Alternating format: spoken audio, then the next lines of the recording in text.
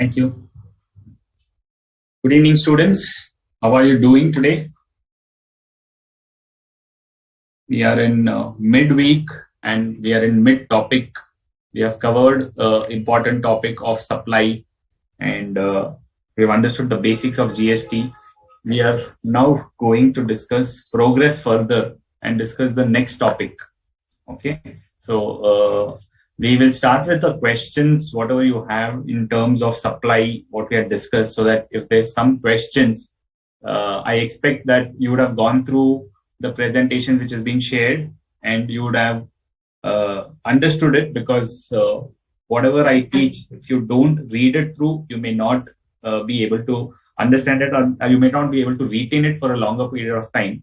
So after the class, you have a day's break. So if you could go through the chapter itself, or you could go through my presentation, then either of it, if you do, it will be really helpful for you to retain it for a longer period of time.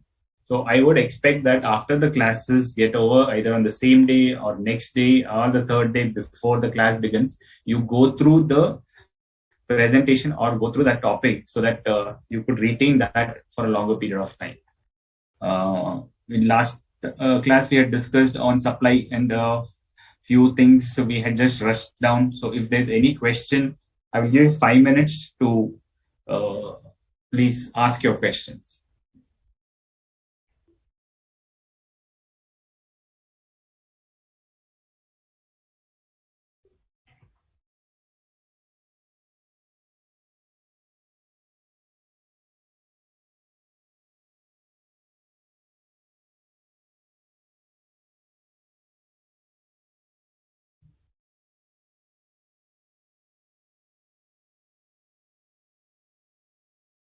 Yeah, got questions now. Good that few people have gone through it. Pooja, very nice that you've gone through it, and a lot of other people also. Mahadev, your question is Del Credere agent is a little confusing. Yeah, it's a little confusing. Del Credere agent, I will explain that again. Just listen to this. I'll not go through that presentation, but understanding Del Credere agent, the concept will be helpful. Who is a normal principal and agent? We saw that in a principal-agent relationship, if the agent supplies goods on behalf of the principal, then that supply is not covered under Schedule 1. But if the agent supplies in his own capacity, then the transaction between principal and supplier gets covered under Schedule 1. That is one point. So with that background, agent is a normal agent. He will take his commission and he will find a supplier or he'll find a customer for you, right? But sometimes what happens, we want an agent who is reliable, and the agent also wants some extra commission. So this agent is called a Del Credere agent, who will charge extra commission and he will ensure that the payment from the customer comes to you on time. For doing that payment comes to you on time, either he will facilitate by giving a loan to the customer, or you can give a loan to the customer. So what happens in that case, they'll be charging some interest. If the agent gives a loan to the customer, then he will be charging interest from it. Now, the question is whether such interest has to be included in the value of supply or no.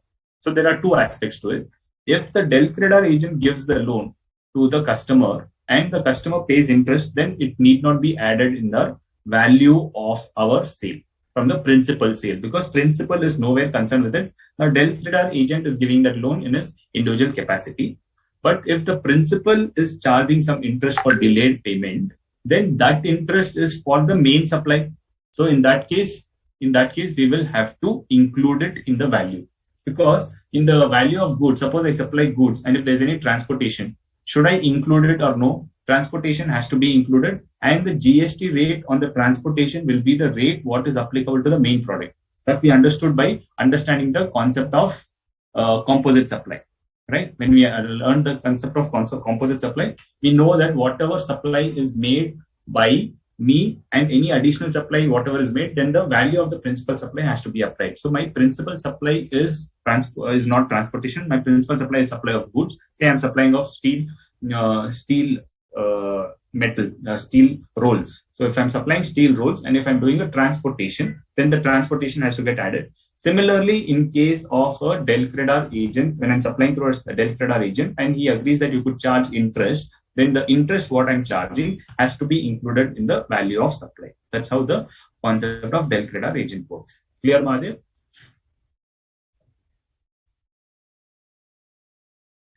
Bharat, quick recap on supply will be a little challenging, but we'll cover through because most of the questions are coming up. So we'll cover through. You'll get to know what we have discussed on supply. Could you please explain once again composite supply and mixed supply with example? Okay. What is composite supply? What is mixed supply? And what is two separate supplies? So there are three kinds of supplies, I would say. When I go to a shop, I buy a laptop. And I like the laptop, I bought it. Now, along with the laptop, I also want a printer for my office, so I bought a printer, right? So these are example of the third category of supply, which is not composite supply, nor mixed supply. This is a general supply which wherein multiple products have been bought. Can I buy printer without laptop? Yes. Can I buy laptop without printer? Yes, I can do that. So it is neither a composite supply because two or more packages are not bundled. In my example of buying a laptop and printer separately, these are two independent supplies which I am buying it at one shop for my ease. So these are not composite supply, nor mixed supply. These are independent supplies. So I am buying two products together. Similarly, if I go to that's what the circular also says. If I go to a servicing station for my servicing of vehicle, now they will supply me servicing charges, they will do the supply and they will also supply the spare parts. Now, when they are supplying labor charges, that is the servicing part and the labor and the supply of parts, they treat this as the GST department treats this as it's been clarified also that these two are individual supplies and they are being billed in one bill. So you can just go supply and tell them, no, don't put parts for me. I will buy parts and give it to you. Or you can just go buy parts also, right? Because if any part is broken, say your brake is broken, you can buy the parts by brake yourself and fit it by yourself. So that's why these two are again example of third category of independent supplies wherein labor and spare parts have been built together in one bill, but they have independent values. So GST rate on the respective labor charges, say labor charge is 18%. So on the labor charge, they will charge 18%. On the spare part, if it's 5%, they will charge 5% individual rate. No confusion there. These are clear-cut supply provisions wherein there is no confusion of mixed supply or composite supply. Now let us get into a supply which is bundled together. If it is bundled together, then it could be composite supply or mixed supply. Now, when it be a composite supply, when there are two or more supplies, wherein one supply is a principal supply and all others are ancillary supply.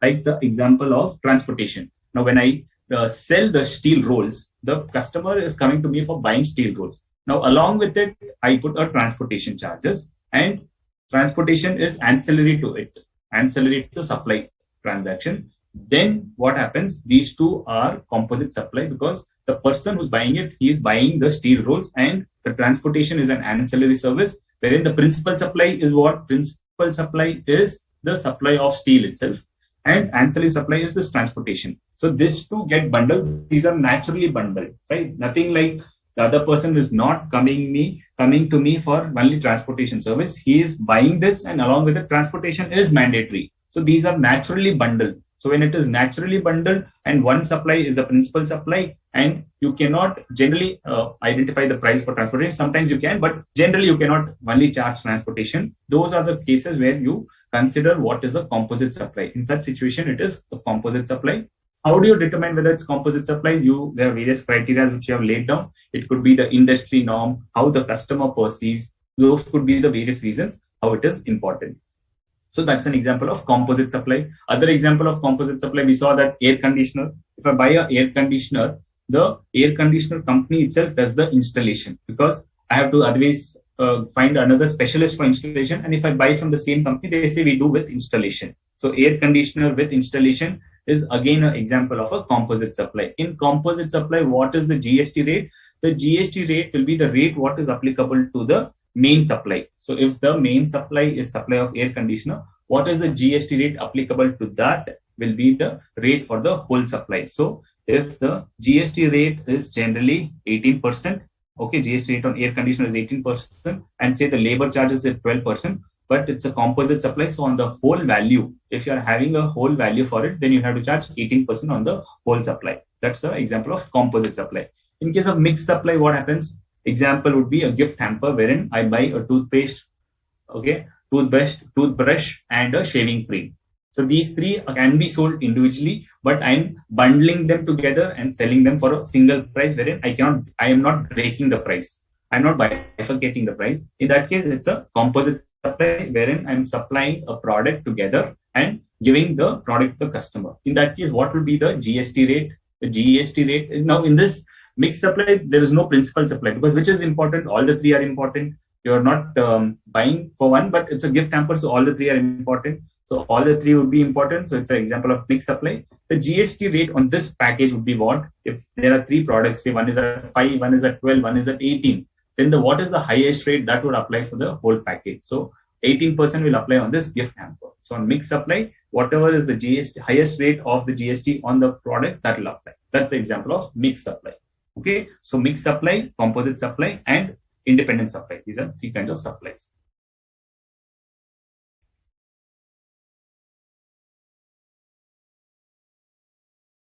Amendments given in page 2.77. Amendments given in page 2.77 might not be relevant because those were important for May 2022. Whatever updates are there for November 2022 will be listed on the Board of Studies portal. So once that gets updated, that will become important because those will be relevant for the November 2022 exams. Like in composite supply, you mentioned that goods and services are naturally bundled. In mixed supply, they're not naturally supplied, they are artificially bundled. Okay, so in the mixed supply, like the example what I gave you, there it is not naturally bundled. Somebody is making it a gift hamper and is not generally sold as such. It is independently sold. So it is naturally bundled in a composite supply and it is artificially bundled in a mixed supply. Okay. So in page number 2.56, explain the printed book example. Okay. So again, in case of a printed book, what happens is what is the question here?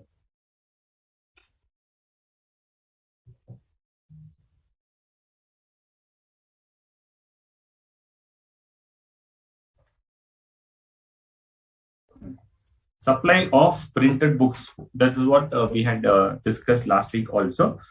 In case of printing of books, pamphlets, brochures, annual reports, and the like, where only content is supplied by the publisher or the person who owns the usage rights to the intangible inputs, while the physical inputs, including paper used for printing, belong to the printer. Supply of printing is the principal supply, and therefore such supplies constitute supply of services. So there is a confusion that what happens in printing industry, the printer prints it and gives. Finally, what do I get? I get product from them. I get goods from them. So is it that always they're supplying goods? Not necessary, because what I give to them is important. Now I give them content. The content is more important than the paper. I'm not buying paper from him. The printer is doing the service of converting this content, whatever I'm giving the content in the script, the draft, what I'm giving him, if I have to publish a book, what has to be published is given by me as a publisher. So when I give him the content and he publishes that and makes it to a book, that is a provision of service because he is doing a printing service. He is not doing only supply of paper in a book form. So the clarification there is when I give him content and he gives me this book, this is a supply of service. The printing is the principal component. So what is the rate of GST on printing service? That has to be applied, not on what is the rate on supply of goods. Okay, because there is a confusion on what rate should the printer apply. So if I am giving the content and he's giving the book, he has to apply GST for his printing services. Okay, that means he has to apply 18% and not the 5% rate. That is what this clarification is saying. Take another example of printing of envelopes and things wherein he is getting the materials and things and giving only logo. That is not a very big thing of a know-how or something which he cannot take it. He can take it from anywhere. I am giving my logo, saying that on the envelopes you print this logo. There it is. The major component is the envelope itself. So it is a supply of goods. There he cannot charge the GST rate of services. Okay.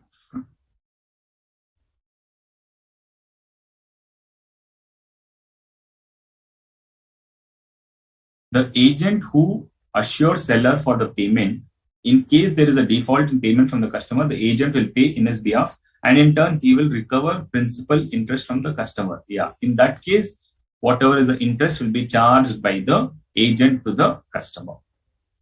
Artificially bundled is mixed supply, and naturally bundled is composite supply. Correct.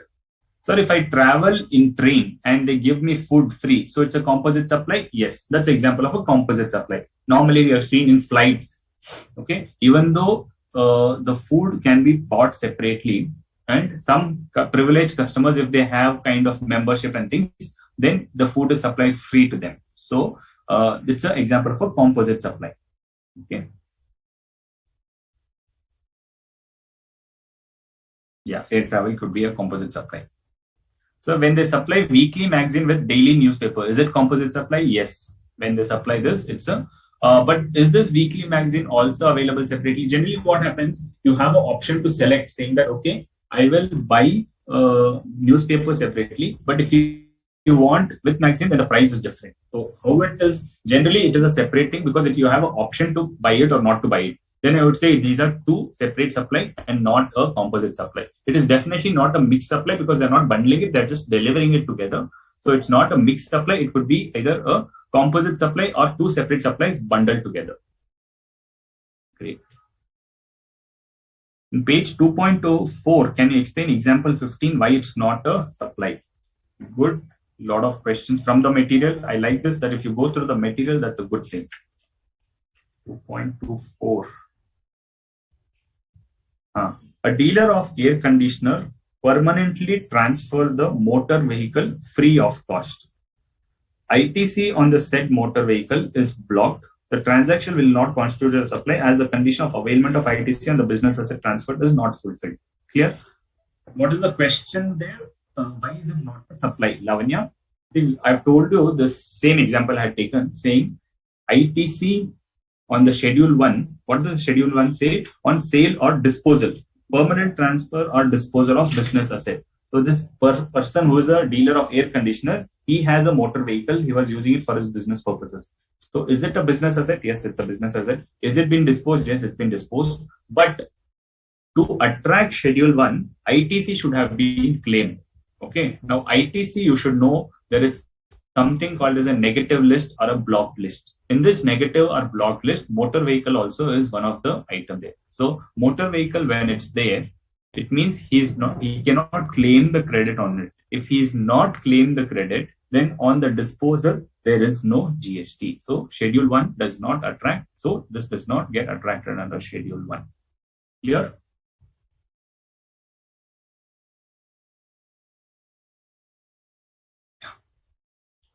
Sneha Gupta, thank you very much for your compliments. So ICI magazines composite supply with registration. Yeah, ICI magazines which comes along with registration. Now these magazines are separately sold also. Once it is supplied along with the registration, it's an example of composite supply.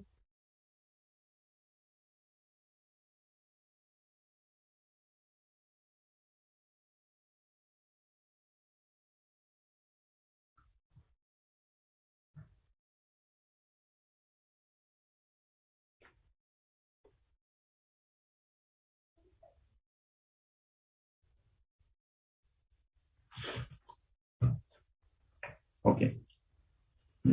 I think most of you all asked wonderful questions.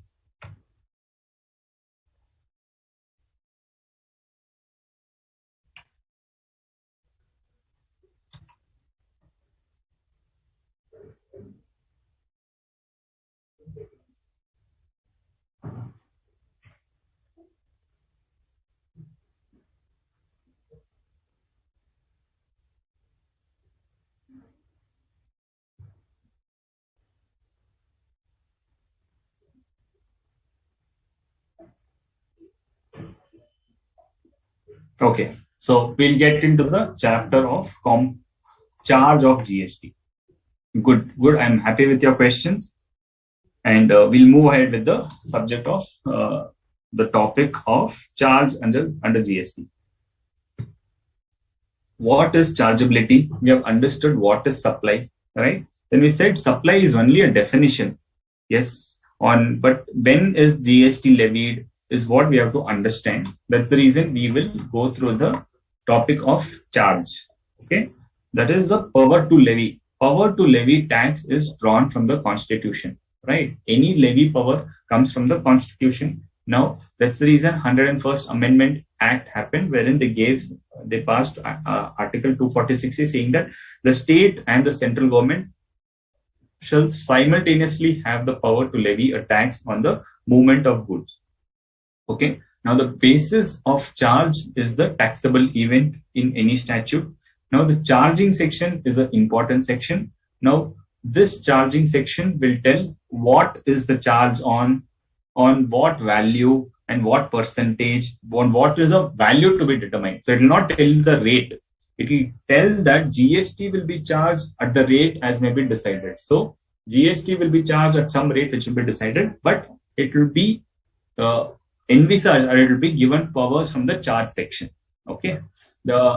There are 4 pillars of taxation that constitute the cornerstone for levy, which is couched in section 9.1. There are 4 events which is there for a charge to get attracted. First is the taxable event.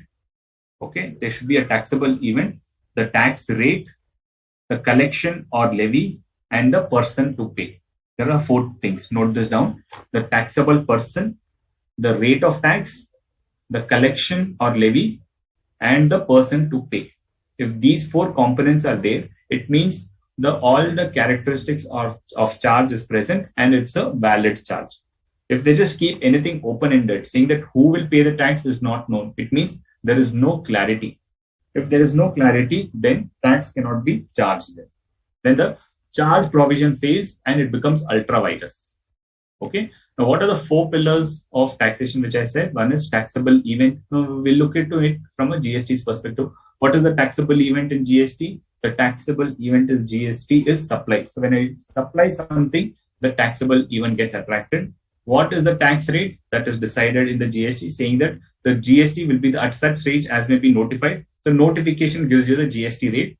Collection or levy, saying that when the GST will be collected, then they have defined that the collection happens when there is a supply and the collection will happen on a monthly basis or on a quarterly basis. So they have defined when the GST will be collected. In your monthly returns, it will be collected.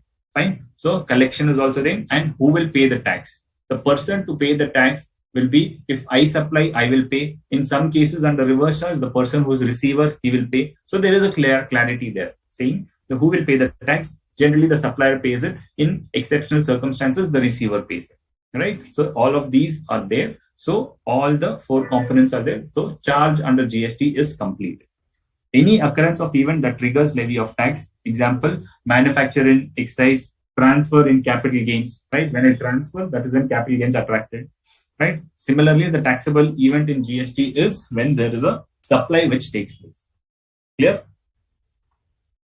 Now, basically, what is GST, CGST, and SGST and IGST? We know that what is CGST is. CGST stands for Central Goods and Service Tax. It is applicable on supplies within the state. The tax collected will be shared to the center, SGST or UTGST. If it is a state or a union territory with legislation, then there will be SGST which will be charged. So SGST stands for state tax.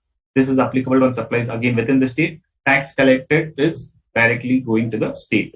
IGST stands for Integrated Goods and Service Tax, wherein this is applicable on any interstate and import transactions. Okay, so all interstate and import transactions get covered under IGST. In this, the tax collected is shared between the center and the state.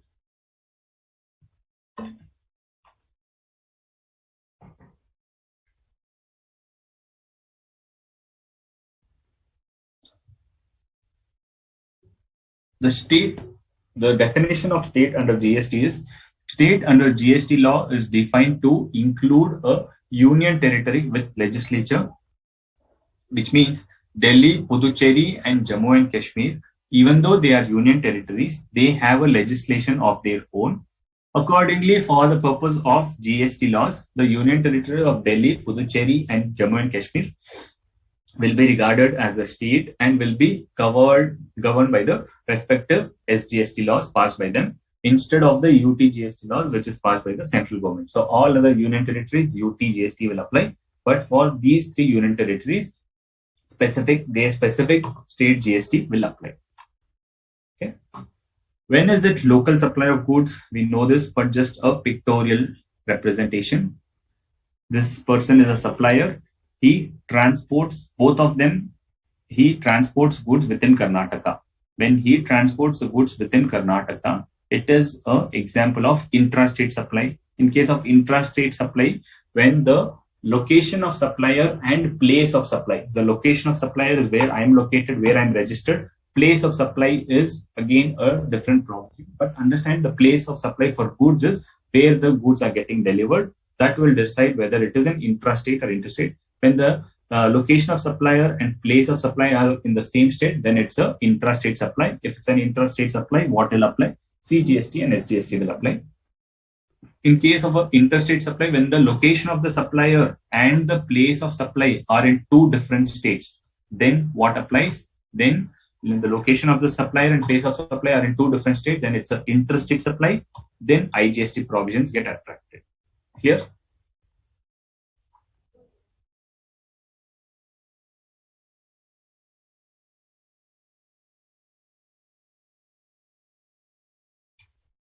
will the rate of tax be same in CGST, SGST, UTGST, and IGST? Yes. CGST and SGST will be same rate, or if it is UTGST, UTGST and CGST will have the same rate. IGST will have a consolidated rate. So if it is 9% CGST, 9% SGST, IGST will be 18%. So there will not be any disparity. Okay, it can't be that interstate transactions tax will be less and state taxes will be high. Then people will start doing interstate transactions more. So it will always be same itself. Why? Because all of this rate decision is taken at the GST Council. And who is present at the GST Council? The Finance Minister and each representative of the state. So they cannot say something at the GST Council and then come and decide something in the state. That's not possible, right? So that's why they have said that all the GST rates will be uniform across India on the same goods. If you sell in Karnataka, it will be same. If you sell in Jammu and Kashmir, the rate will be same. That's one thing, advantage under GST. You don't have to find out what is the GST rate for each of the products under different states. Earlier under VAT laws, we had to find out, say, if I'm supplying mobile or if I'm supplying spare parts of a component, the same product rate of GST, rate of VAT in Karnataka was different, rate in Andhra Pradesh was different. So all of that we used to have to do a lot of research. But in GST, same rate will apply on the product and the services. Of course, you have different rates for different products, but that's still okay because uniformity of the rates will still take time. But at least uniformity is there across India. Okay. Now, before getting into the charge of GST, we'll understand to extent of GST. Means GST extends up till what place or what region. Okay. The extent of GST Act 2017 extends to the whole of India. Some laws, if you see service tax or excise, you'll note that they'll generally mention that it extends to the whole of India except the state of Jammu and Kashmir. But that is not the case with GST because even Jammu and Kashmir has become a part of the consolidated GST law in India. Hence, the CGST Act applies to Jammu and Kashmir as well. Now, when they say extends to the whole of India, we'll have to understand what does India being defined as. India has been defined under Section 2, subsection 56 of the CGST Act as it's the territory of India as referred to in Article 1 of the Constitution. Article 1 of the Constitution says that India consists of the states and all the union territories. So that is what is the plain meaning of India. It includes the territorial waters. It doesn't mean that only states are covered. That is covered under the first line. Under the second line, what is it covered? It covers the territorial waters, seabed and subsoil underlying those waters, the continental shelf, the exclusive economic zones, or any other maritime zones as referred in the territorial waters, continental shelf, exclusive economic zone, and other maritime zones. So there is an act which defines this. So whatever maritime zones are covered, that is also covered within the definition of India, and the airspace above its territory and territorial waters. Okay, so India covers the territorial jurisdiction, that is all what we could see up to the land area. Whatever we could see that map, the land area, it covers beyond that also the territorial waters. The territorial waters have been defined. Then what is exclusive economic zone has been defined. What is contiguous zone has also been defined. All those things beyond the land area is also covered under India. It is under Indian territory. And the airspace, the space above that level and the subsoils also are covered. That's the reason you'll see that no aeroplanes of other countries can just come to India, because they have a system of radar to identify which planes are flying in and which planes are flying out. So if any other country's plane is flying by the territories of any other country, that is also prohibited. So that's why they've said airspace above is also belonging to that territory. Otherwise, what will happen? Any country's flight will just come over, do something, check something, do a satellite image and go. But it's not permitted. So only those countries whose area, whose territory, whose land area is covered and the extended area is covered, the space above that, the airspace above it and the subsoil is also covered within the definition of GST. Is covered under the definition of India. So CGST extends to the whole of India. Indian definition will understand with a picture which will give you more clarity, right? Because otherwise it will be really boring to just read theory.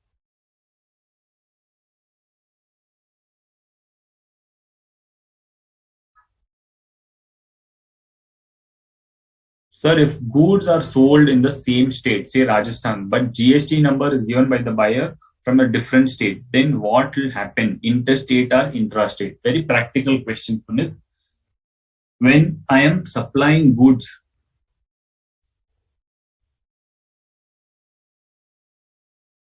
when I'm supplying goods, okay, I will supply to a customer who is coming to Rajasthan.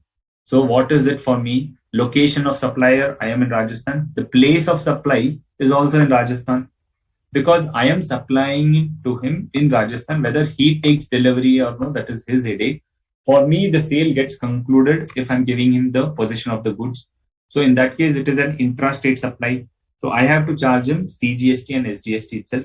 So if he gives me the local number, then I can include that number in my local supply. But if he's giving a number of another state, I cannot use it, because I have to tell it is not an interstate supply, it's an intrastate supply. I cannot include your other state's number. I have to include a supply within the state. So I have to include your GST number within state. If you have, you give me. Otherwise, I will not be charging you. I will not be giving you the credit, because a person who is having the registration in the state, only he can take the credit of CGST and SGST. If he's coming from outside the state, he cannot take the credit of CGST and SGST.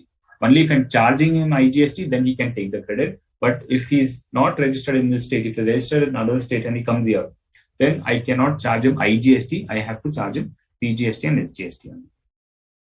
So he will tell I will lose the credit. Yes, he will have to lose the credit, because I cannot change my place of supply, because I'm delivering here. My place of supply is this. I have to charge him CGST, SGST. Good question. Just a moment.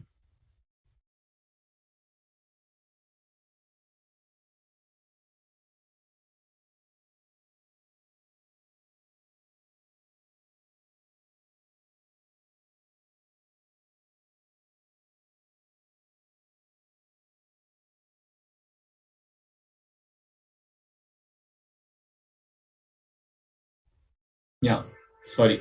Preeti and Ramchandra, your questions and explaining maritime zone. How do they define boundaries in water and air? Like on land, we can demarcate in water and air. How do we can look at? Everything is possible. There is possible. There are sufficient measures to do it. That's the reason we'll read the definition of India with the pictorial representation. This is the land area. So we know up to which area the land is covered. So territorial sea is 12 nautical miles from the baseline. So there's the marker. Here it is. Territorial waters is from the land area up to 12 nautical miles. The 12 nautical miles is a measurement which is taken by the specialist in this area, where they can determine what is nautical miles. The 12 nautical miles from base area, this is territorial sea. Then from there up till 12 miles, the next 12 miles is contiguous zone, or from there up to 200 miles from the baseline. 200 miles from the baseline is exclusive economic zone. Okay, so till this is land, and anything below it, here all your submarine and all those things can go. Okay, so land up to 12 nautical miles is territorial sea, and up to 200 nautical miles from the baseline is exclusive economic zone. Okay, and the land below that is called as continental shelf. Beyond that is high sea, which is deep seabed, which is not covered under the definition of India. It's called as a high seas, wherein the ships can go, but it does not belong to any specific country's jurisdiction. Okay, so we have territorial area, we have contiguous shore zone, and exclusive economic zones, wherein the kilometers have been defined. Whether these kilometers are relevant for us, no sir, this is only for your understanding, which I'm presenting it. Okay, so this is the definition of India. So CGST Act covers whole of India. SGST Act extends to the whole of that state. So the Tamil Nadu goods and service tax will apply only to the state of Tamil Nadu. It will not apply even to Puducherry, because Puducherry is a union territory which is separate from Tamil Nadu. But the GST Act of Tamil Nadu will cover all the will cover everything within the state of Tamil Nadu. So any transactions within the state of Tamil Nadu will be chargeable at CGST and TNGST. Okay. State includes a union territory with legislature, which is Delhi, Puducherry, and Jammu.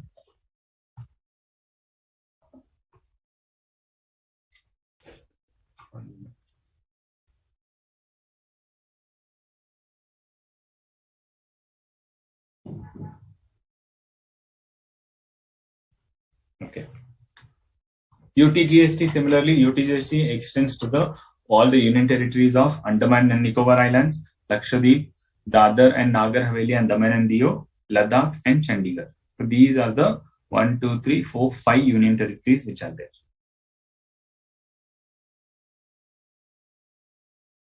Now the main section, levy and collection section, which is section 9, which says that subject to the provisions of subsection 2, which is subsection 2 means subsection 9, subsection 1, subsection 2 means 9, subsection 2, subject to that provision, there shall be levied a tax called the central goods and service tax on all intrastate supplies of goods or services, or both, except the supply of alcoholic liquor for human consumptions on the value determined under section 15, and at such rates not exceeding 20% as may be notified by the government on the recommendation of the council, and collected in such manner as may be prescribed, and shall be paid by the taxable person.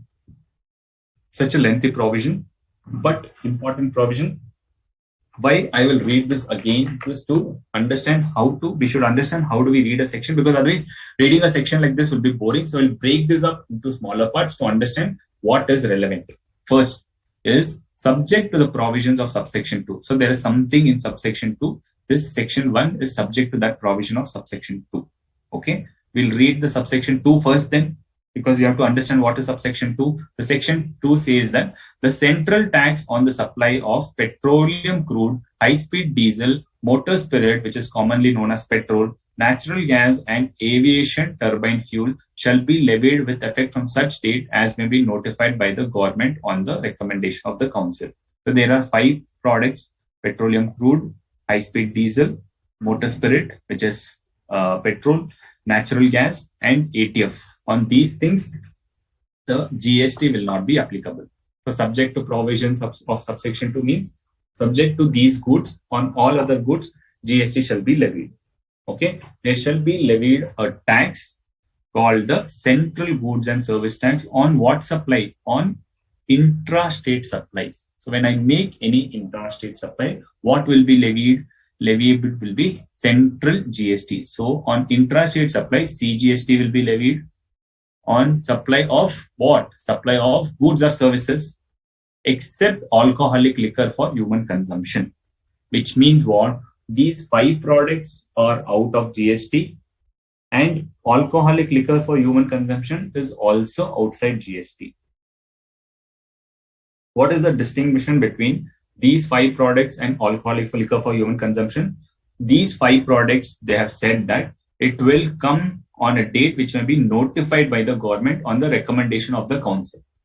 On these 5 products can come into GST any day when the GST council decides to bring in. Okay, so these 5 products can be brought in by just a simple notification and recommendation of the council. So it has given wide powers to the GST council, right? But on alcoholic for liquor for human consumption is not there in subsection 2, it is there in subsection 1 itself, which means if they have to bring GST on alcoholic liquor for human consumption, they have to amend the GST Act. But on those 5 products, they don't need any amendment. But for bringing alcoholic liquor for human consumption under GST, then the section 9 itself needs an amendment. So it's a very tough thing to bring GST on alcoholic liquor for human consumption. Alcoholic liquor for industrial consumption and things like that, on that GST will apply. Alcoholic liquor for human consumption, on that GST is not applicable.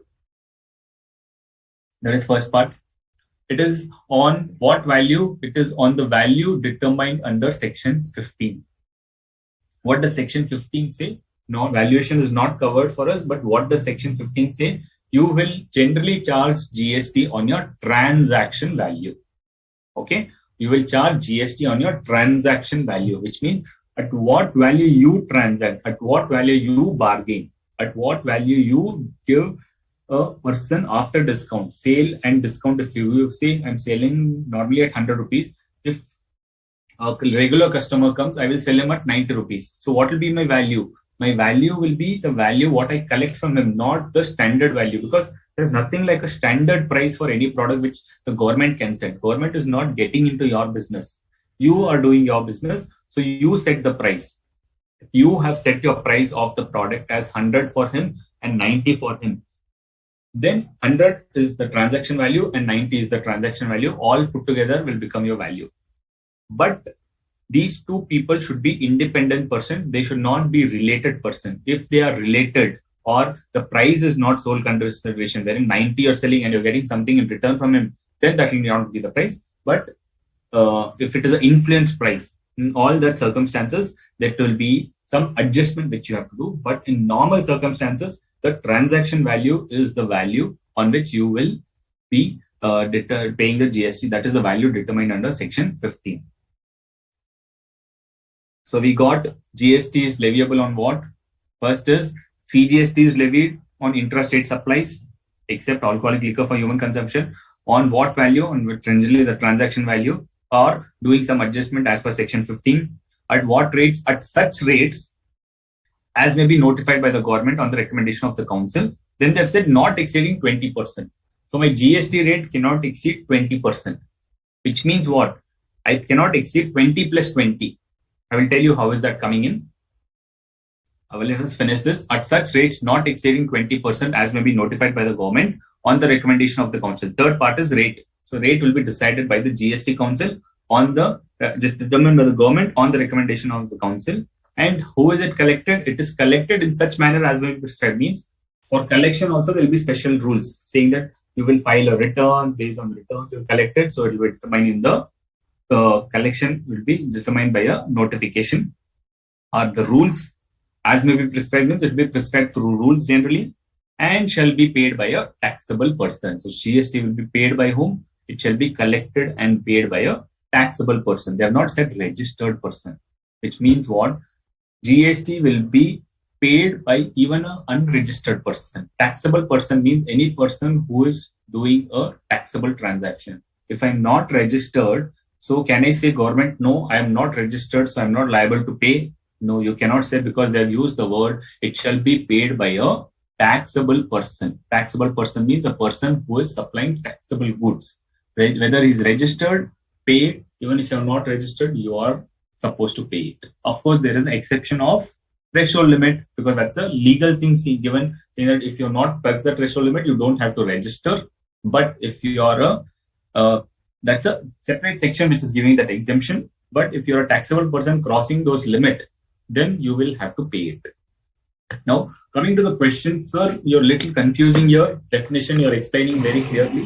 लेकिन अभी हमको confuse बहुत ज्यादा हो गया है कि इस सेंट्रल टैक्स ही क्यों है और रेट सिर्फ 20% है लेकिन जीएसटी तो 28% भी हमने सुना है. Correct? Those questions are naturally coming up क्योंकि इंट्रा स्टेट सप्लाई पे क्या लगेगा? We know that on an intra-state supply, two levies will apply. One is central GST, which is conference rate. We levied CGST भी लगेगा और SGST भी लगेगा. But यहाँ पे तो आपने सिर्फ यही पढ़ा है कि there shall be levied a tax called Central Goods and Service Tax.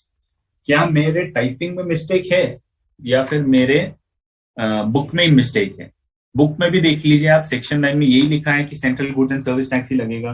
जब central goods and service tax ही लगेगा तो फिर state goods and service tax कब लगेगा? हमको एक चीज समझना चाहिए कि जो central goods and service tax है वो सेंट्रल एक्ट है और state goods and service tax है वो स्टेट एक्ट है. जैसे हम सीजीएसटी का बुक पढ़ते हैं वैसे ही हमको एसजीएसटी का भी बुक पढ़ना पड़ेगा. सीजीएसटी अगर बोलता है कि मेरे इंट्रास्टेट सप्लाई पे सीजीएसटी लगेगा, स्टेट जीएसटी लॉ बुक भी बोलेगा कि इंट्रास्टेट सप्लाई पे क्या लगेगा? स्टेट जीएसटी लगेगा. तो हो गया ना दो बुक, एक सीजीएसटी का बुक और एक एसजीएसटी का बुक. सीजीएसटी अगर बोलता है कि यहाँ पे टैक्स लगाओ, एसजीएसटी भी बोलता है वहां पे टैक्स लगाओ, तो ये दोनों मिला के रेट हो जाएंगे. तो सीजीएसटी में क्या रेट है तो भी रेट देखेंगे हम. रेट में आधा रेट ही रहेगा, it will only 9% over there. तो 9% सीजीएसटी लगेगा और 9% एसजीएसटी लगेगा, हो जाएगा 18%. और such rates not exceeding 20% which means central को पास पावर नहीं है 20% से ज्यादा करने के लिए. इसीलिए क्या लगाया उन्होंने? 5%, 6%, 9% एंड 14%. इसका डबल जब करेंगे क्योंकि सेंटर का पावर जो है वो सेंट्रल जीएसटी एक्ट में है, स्टेट का पावर स्टेट जीएसटी एक्ट में है.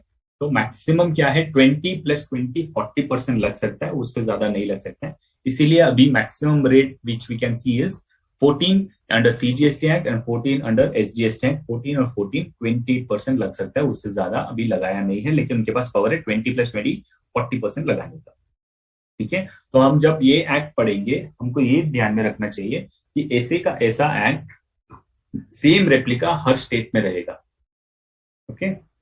इसलिए सेंट्रल जीएसटी एक्ट हो गया और स्टेट जीएसटी एक्ट हो गया. यहाँ पे जो रेट है वहां पे भी लगेगा. इन दोनों को ऐड करके जो रेट रहेगा वो प्रोडक्ट के ऊपर रेट लगेगा. क्लियर है? Any questions till now?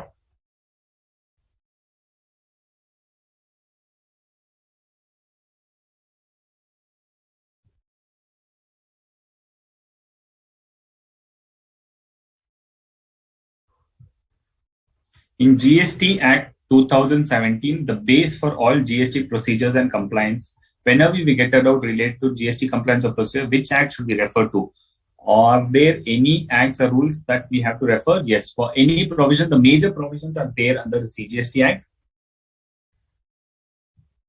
But power to make, we had seen in the constitution provisions, right? The power to determine what is an interstate or interstate is there with the central only. So those provisions cannot be there under the CGST Act, because if it is there under the CGST Act, the same will get replicated under SGST Act. Such as those provisions like location of supplier, place of supply, and import transactions, what is zero rated supply, all of that are there under the IGST Act. Okay, but the substantial provisions related to procedures and compliance, filing of returns, appeals, advance rulings, all of that are there under the CGST Act. And those provisions are replicated under IGST Act through a section which says that all the provisions of the CGST Act will apply to the IGST Act also related to procedures. Okay. So the reading part, you have to read the CGST Act for major provisions. 1 mile means approximate 2 kilometers. Yes, that's right. These boundaries are same to other country cases. No, this boundary generally is kept uniform, but there could be some changes because this act is the maritime zone and extraterritorial zone is there under the Indian Act. So that applies only to India.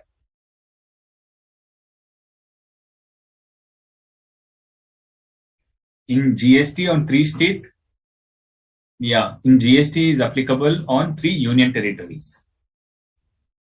On alcoholic liquors, what is applicable? On alcoholic law for liquor consumption, state excise is applicable. So if tax is not levied on petrol, how come the petrol prices is so high in India? I never said tax is not levied on petrol. GST is not levied on petrol. So petrol के ऊपर क्या applicable होगा? On petroleum products, central excise duty is there, which still goes to the central government, and VAT is also there. Both center और state दोनों मजा ले रहे हैं पेट्रोल के ऊपर. ऐसा नहीं है कि GST नहीं है तो पेट्रोल का रेट आधा हो गया. Petrol is the most revenue earning product क्योंकि consumption भी इतना है और दोनों लेते हैं. सेंट्रल एक्साइज भी लगता है और वैट भी लगता है पेट्रोलियम प्रोडक्ट्स पे. I read in newspaper unbranded packed food now under GST. Could you please explain about it? वो थोड़ा advanced ruling का provisions है. When we'll get to valuation, that will be really helpful, not to confuse you now. Who is the taxable person? A person who is supplying taxable goods is a taxable person. Now that has to be distinguish between registered person. जब act पढ़ते हैं तब every word has a value and every word has its importance. So here they are using the word taxable person, not a registered person. इसका मतलब क्या है? जो person registered नहीं है, he is also leviable to GST. उसको भी GST pay करना पड़ेगा. लेकिन being a registered person, he had an option of collecting taxes from his customers. That option is gone to a taxable person because he is only taxable and is not a registered person. Only if I'm registered, I can collect taxes from anybody. Otherwise, I cannot collect. Yes, non-registered person. Other thing is non-registered person can pay GST, but he cannot claim the credit. First is you cannot collect it from your customer. And other thing is you cannot claim the credit also. So if anybody is not registered and doing taxable goods beyond the threshold limit, it is always advisable to get registered and claim the credit also. How can unregistered person be traced by the government? Government can trace it through various ways, various analytics they have, various data they have, so they can trace it.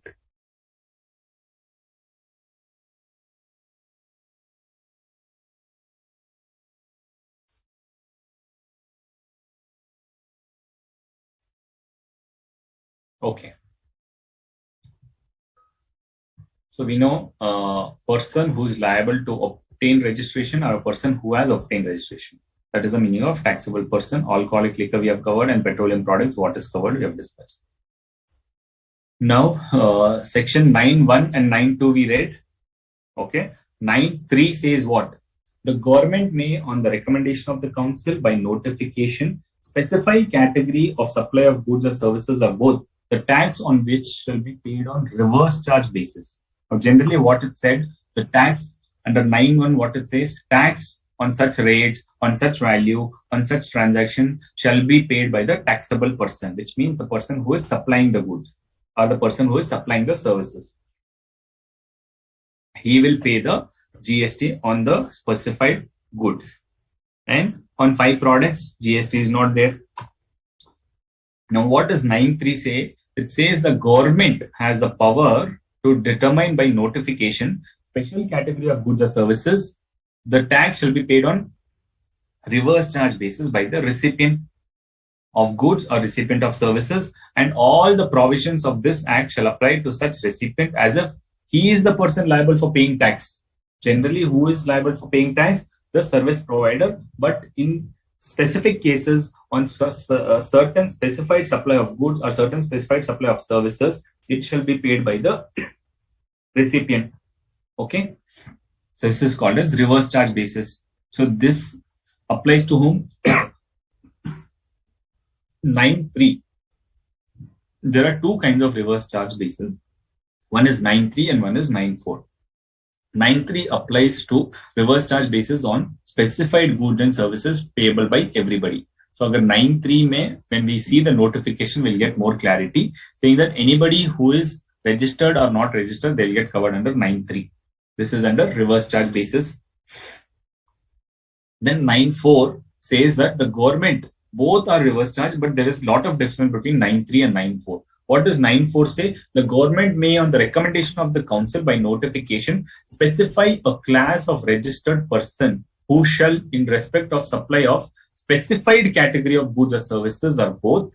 So they will specify a category class of registered person. So it will not apply to all. 9.3 में ऐसा नहीं दिया है. 9.3 will apply to anybody and everybody, but 9.4 will apply to specified class of registered person in respect of supply of specified category of goods or services received from an unregistered person and shall pay the tax on reverse charge basis as the recipient of such supply of goods or services, and all the provisions of Act shall apply to the recipient as if he is the person liable for paying the tax. Okay? So 9.3 and 9.4. 9.1 is first is charge, saying that what will be tax be payable on, will be paid by whom, on what rate, on what value. That is 9.1. 9.2 is exclusion from 9.1, saying that on 5 products GST will not be applicable. And 9.1 says on alcoholic liquor for human consumption GST is not applicable.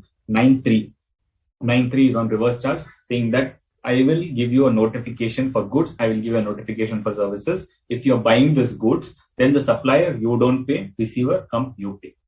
And service provider, if you're providing services, you don't pay, receiver, come, you pay. That is 9.3. If it is specified in those notification. 9.3 ke liye now what is the notification? 9.3 ke liye notification is notification number 4 of 2017 GST rate notification is for goods. Not relevant for us because goods rate is not covered for you. So don't worry about reverse charge for goods. But for reverse charge for services is important. Many questions will come, very much important. Notification number 13 of 2017, central tax. Should we remember this? Yes, important notification like this, you have to remember. Notification number 13 of 2017.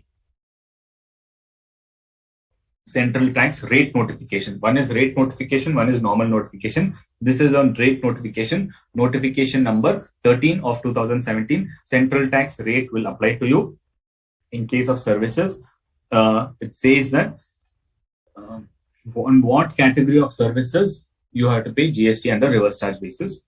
9.4 ke liye, the levy under this clause applies only in respect of class of registered person and category of goods. So 9.4 it applies only to specified category of persons and it does not apply to all. Okay, so 9.4 applies to specified class of registered person and specified category of supplies like developer. Now what is notified there is developer. A developer who is acquiring land or a developer who is getting any TDRs, transferable development rights and things like that. For him, 9.4 applies. So that is the class of registered person whom the government has specified. Okay, that is the reverse charge mechanism. That is what is there under section 9. Now we'll understand what is reverse charge, what are the rates of GST and other things. So basically there are 7 rates under GST. One is 0%, 0.125%, 1.5%, 2.5%, 6%, 9% and 14%. Apart from this rates, there is an additional rate called as compensation cess. So wherever there is 14%, 14 plus 14 makes it 28. On some products of 28%, you have additional cess. So 28 plus 12 makes it 40%. Okay, compensation cess is excluding this 20%. So there could be additional levy of compensation cess also. CGST is levied on intrastate supplies of goods or services. Similar provisions will be under each GST state. So SGST is levied on all intrastate supplies of goods or services or both. On interstate supplies, IGST is levied on transaction value as determined under section 15 of the CGST Act. IGST is generally sum total of CGST and UTGST, CGST and SGST. We know that alcoholic liquor for human consumption is outside the purview of GST. CGST, SGST and IGST is not levied on the following items and would be levied at a later date on the recommendation of the GST Council. We know 5 products: petroleum, crude, diesel, petrol, ATF and natural gas. Clear? Now before getting into the reverse charge mechanism, is there any more questions here?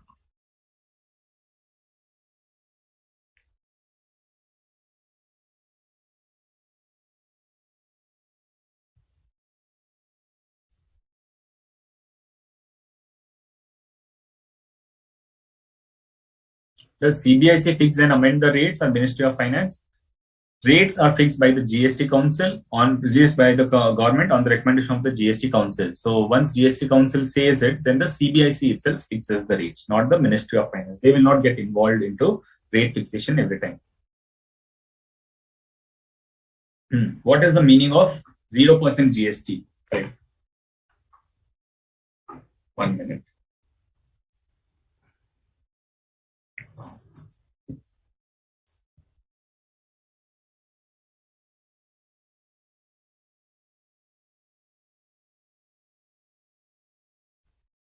Okay. What is meant by 0% GST? There are two things. One is rate is 0%, like we had seen here in our previous slide. The rate could be 0%, and there is zero rated supply. There are two things, three things mostly. One is 0% rate, one is exempted, and one is zero rated supply. There is a specific supply called as zero rated supply. There are three things. First is zero rated supply. What is zero rated supply? Zero rated supply means export. The following supplies are zero rated supplies, is what the provision says. Export of goods or services and supply to SEZ. These two are zero rated supply. Okay, export of goods and services and supply to SEZ are treated as zero rated supply. Means the rate on this is zero.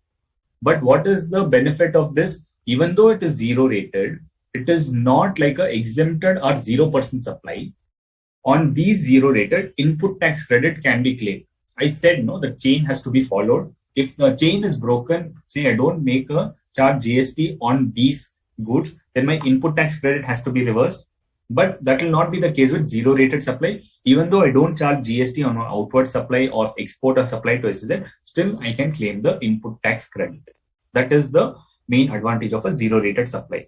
That is zero rated supply first. Second is 0% supply, means in the rate notification, the rate is zero. Okay, that is one. That is called as 0% supply. The third category is exempted supply, which means on supply of goods, there is an exemption notification. And in the notification, they have said that these are exempted. That is example of a exempted supply.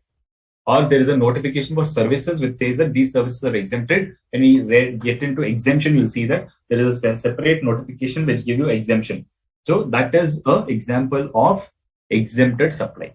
Exempted supply and 0% supply, both the provisions are same because I am not charging anything. Input tax credit, I cannot claim. But in case of zero rated supply, I can claim the input tax credit. Good question. Clear, Preeti Panchal?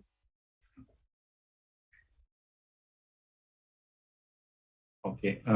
Menon Rafiq Bhai, within Gujarat supply, so apply CGST and SGST? Yes, apply CGST and SGST. Sir, practically, is it possible for us to know the rate of each item while filing? No, not practical at all. So it is, we don't need to know the rate of all the goods. The businesses who are doing the business, they need to know the rate. So if they are dealing with rates, so they will feed in the system what is the GST rate. So if they punch in the product, the rate will come in. It's not difficult to keep the rates in mind for all the goods. What is relevant for your industry, if you remember, that's good as a practical. So as per today's announcement, compulsory registration limit is increased to 40 lakhs and 20 lakhs. For what business is it 20 lakhs and for what business is 20 lakhs?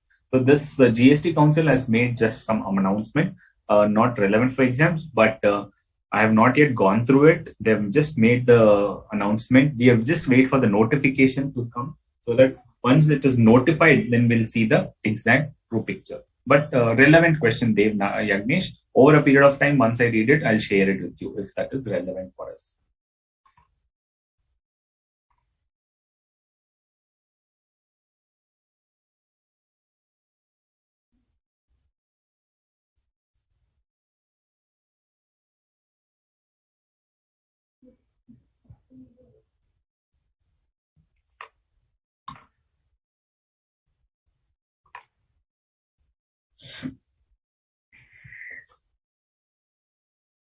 Okay. To understand reverse charge mechanism, when there is a supplier of goods, a supplier is supplying the government.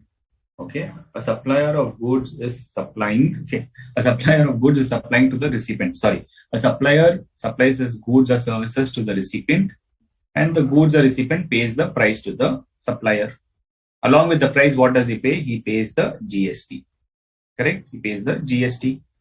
Now, when he pays the GST to me, I will pay the GST to the government.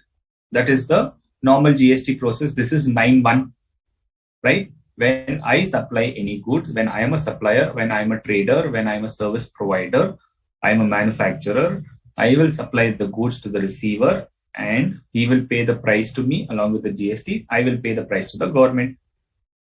But in case of reverse charge, what happens? When I'm a supplier, I supply goods to him. He will pay me the price of the goods. I will not charge him GST. He will determine that whether GST is payable, and it is receiver's liability to pay the GST to the government. So in case of a normal supply, the liability to pay the value of goods is on the supplier. But in case of reverse charge, the responsibility is of the receiver. Okay, so receiver will pay the GST to the government. Fine. So GST payment in reverse charge happens that when I am supplying goods to him. Let's take an example and understand this. We'll more understand with services because goods will confuse you and goods is not there in your exams also. Like, okay, let's take an example for services only. So you'll understand this better. Who is covered under this? Lawyers are covered under this. So a person who is taking any legal services from a lawyer, the lawyer raises a bill on me. I will pay him the legal fees. In his legal fees invoice, he will not include the GST component. If it does not include GST component, I don't have to pay him definitely. So, but if I am a person who is categorized as eligible person, as a notified person to pay GST on reverse charge, then I will pay it to the government. I will have to decide what is the rate. I will have to go to the rate notification and see on legal services what is the rate. That rate I have to pay to the government. Okay.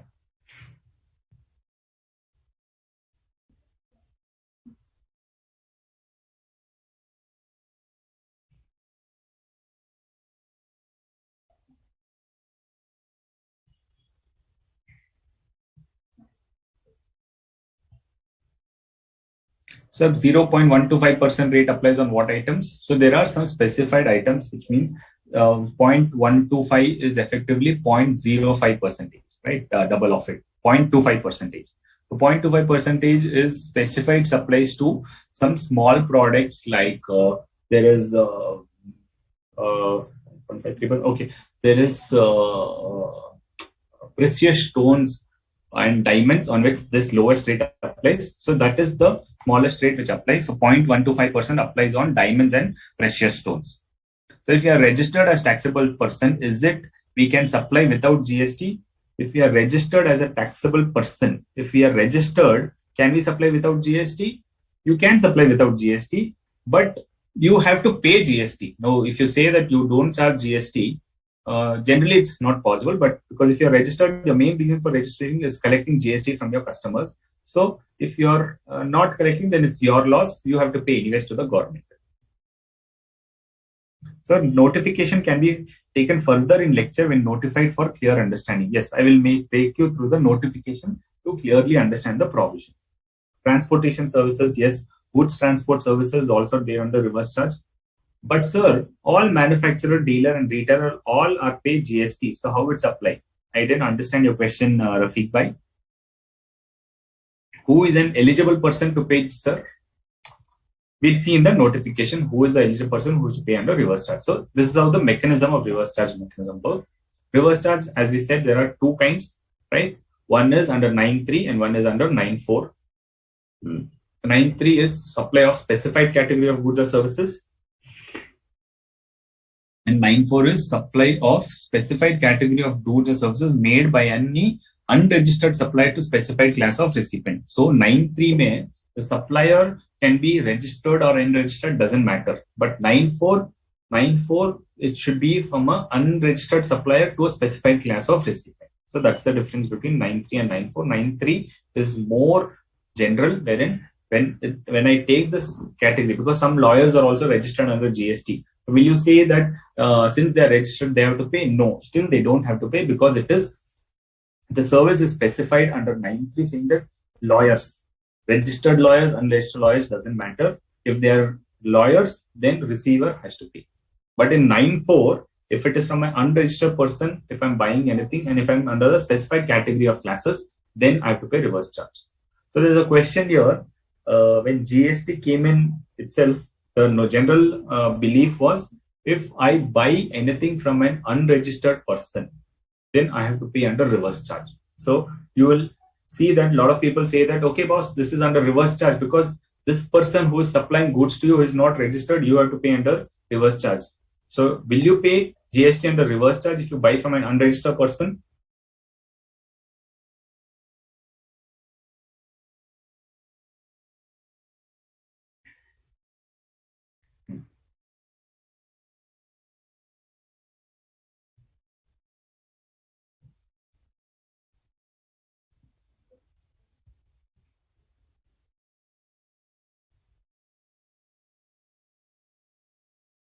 So who is an eligible person to pay under GST? That notification will decide. We'll read the notification. So eligibility to pay tax on reverse charge means what? Eligibility depends on registration? No. Eligibility depends on the notification itself. Notification will tell that if you are this category of person, then you have to pay. Whether you are registered or unregistered, that also will be specified in the notification. In case of reverse charge, if receiver is not paid, then GST what happened? Then it has to be paid. So it will be liability of the recipient to pay it. If he doesn't pay, the government will collect taxes from him. Sir, what if I am not registered person under reverse charge basis? Will I still be liable to pay GST to government? Yes. If you are not registered, now there's no separate registration for reverse charge. If there is one registration under GST, if you are registered under GST, then you are a registered person, then you are liable to pay GST. So if you're not registered and you're fitting under one of those categories, then you have to register and pay. Okay, say my turnover outward supply is only 10 lakhs, which is less than 20 lakhs. But I've taken any of those services on which reverse charge will apply, then I have to compulsorily take registration and pay. Okay. So then supplier of services under reverse charge able to claim ITC. Supplier of services will not be, receiver, once he is paid, he can claim it. But supplier, he can also claim it because his supply is not exempted supply, but it is under reverse charge. So still he can claim it. Good question, Somesh. Yes, you will have to pay input credit in there. Are doctors and lawyers, individual practitioners covered under GST, or is it hospitals and law firms covered? Doctors are exempted, lawyers are under reverse charge. They are only lawyers are covered, but under reverse charge, doctors are exempted.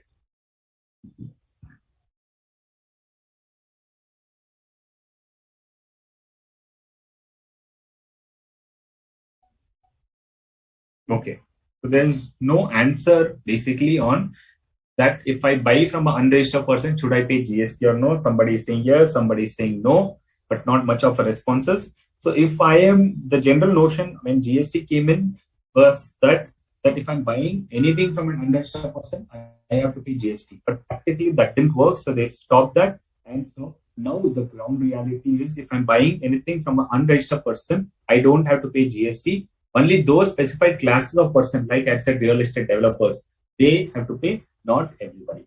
Okay, so if I'm buying from an unregistered person, I don't have to pay GST. But if that person's services is falling under the category of reverse charge, then I have to pay.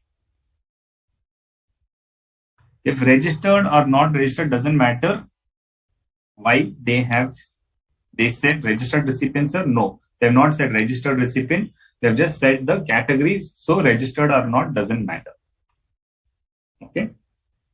Now, supply of goods which are taxable under reverse charge will be cashew nuts, BD wrapper leaves, tobacco leaves, raw cotton, lottery by central government or state government or local authorities, silk yarn or used vehicles. Those are the goods on which reverse charge apply. Not relevant for exams, but just for your reference. Supply of services which is taxable under reverse charge, very important. Notification number 13 of 2017. So notification of 13 of 2017 will tell you what are the category of recipients who will pay under reverse charge basis. right? So are you ready for this reverse charge notification reading? Yes, you are ready, but we will take a break. Okay, we'll take a break of 5 minutes and discuss 10 minutes, and we'll discuss on this reverse charge notifications and we'll understand it thoroughly.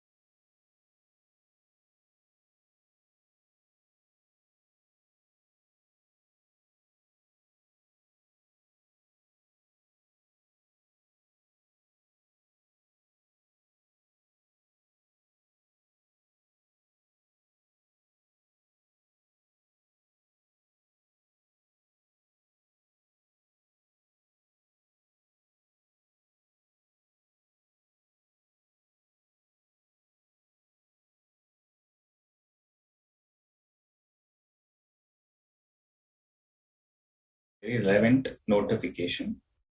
And each of this is important for us to understand who is the supplier, who is the recipient, who has to pay GST under reverse charge basis. Okay. This notification covers all those categories. I have picked up what is relevant for us in the beginning and the other ones at the end so that we know on which services we have to concentrate. Okay. So first is services provided by an individual advocate. Hope the screen is clear and everything is fine, right? First is services provided by an individual advocate, including a senior advocate or firm of advocates, by way of legal services directly or indirectly. Okay. So services provided by an individual advocate or a senior advocate. So first category is who is the supplier and who is the receiver. If the supplier is this person and receiver is this person, okay, basically supplier, this is a nature of service. If the nature of service is this is a supplier and he's a receiver. If you fit under this, then you have to pay GST under reverse charge. Okay. Now, first category is services provided by an individual advocate, including a senior advocate or firm of advocates, by way of legal services. What is legal service has been defined in an explanation. Legal services means any services provided in relation to advice, consultancy, or assistance in any branch of law in any manner and includes representational services before any court, tribunal, or authority.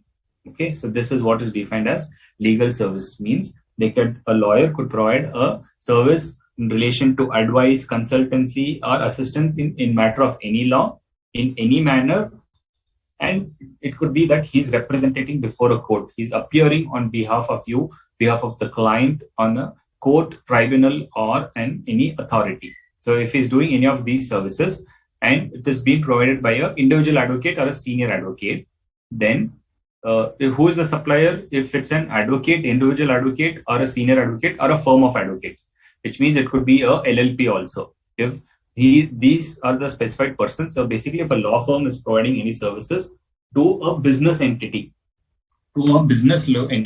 located in a taxable territory, it means if it's a business entity. Now, here you see, they've not said registered person or unregistered person, they've said a business entity. So if it's a business entity, right, then it is taxable under reverse charge basis. So any business entity located in a taxable territory. Okay. So if it's a business entity located in a taxable territory, then it is liable to reverse charge. Clear? So legal services, individual lawyer or a senior advocate. Senior advocate are those who have certain specified number of years and they are appointed, they are given that recognition of a senior advocate by the High Court. So once the High Court sees that number of years of experience is there, then they will upgrade a lawyer, normal advocate as a senior advocate. Okay. So any services provided by an individual advocate or a senior advocate or a firm of these advocates providing services to a business entity, then GST is payable under reverse charge basis, right? Then services supplied by an arbitral tribunal to a business entity. So arbitral tribunal that provides any services to a business entity, then it is taxable by the business entity. So business entity has to pay GST. Services provided by way of sponsorship to any body corporate or a partnership firm. So any person providing any services to a body corporate. So here you have to be very careful whether when GST RCM comes or doesn't come. If it's a business entity, it means it could be any business entity.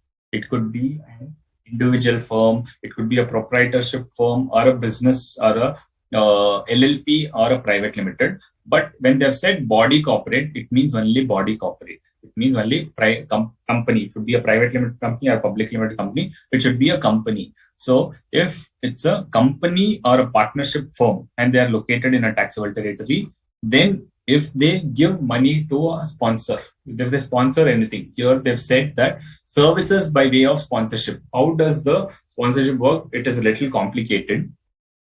So I have to sponsor to any company for my branding and advertisement. So I will give a sponsorship amount. I am a company, I'm giving a sponsorship amount. So we have to understand over here who is the service receiver and who is the service provider.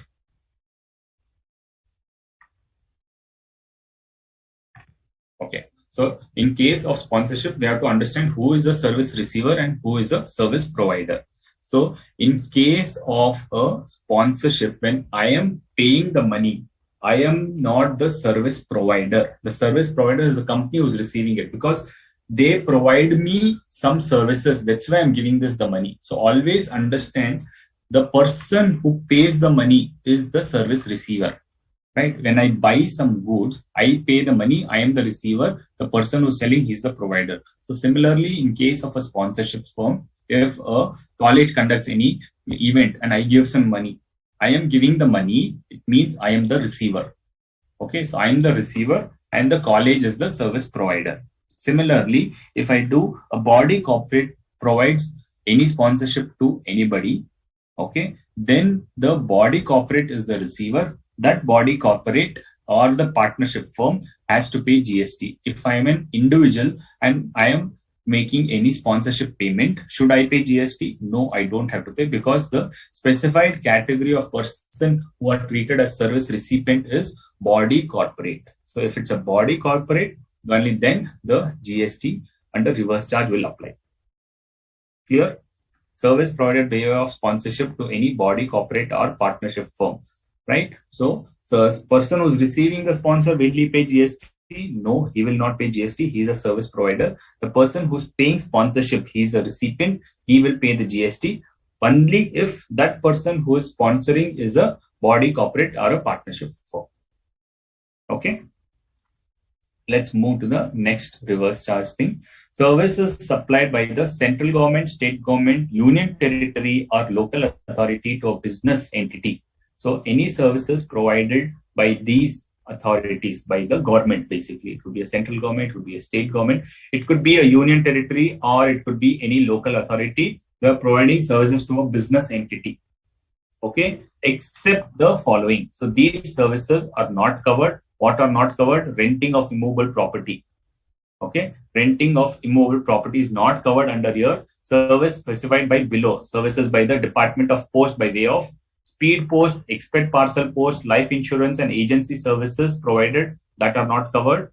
Services in relation to aircraft or a vessel inside or outside the presence of the port of an airport.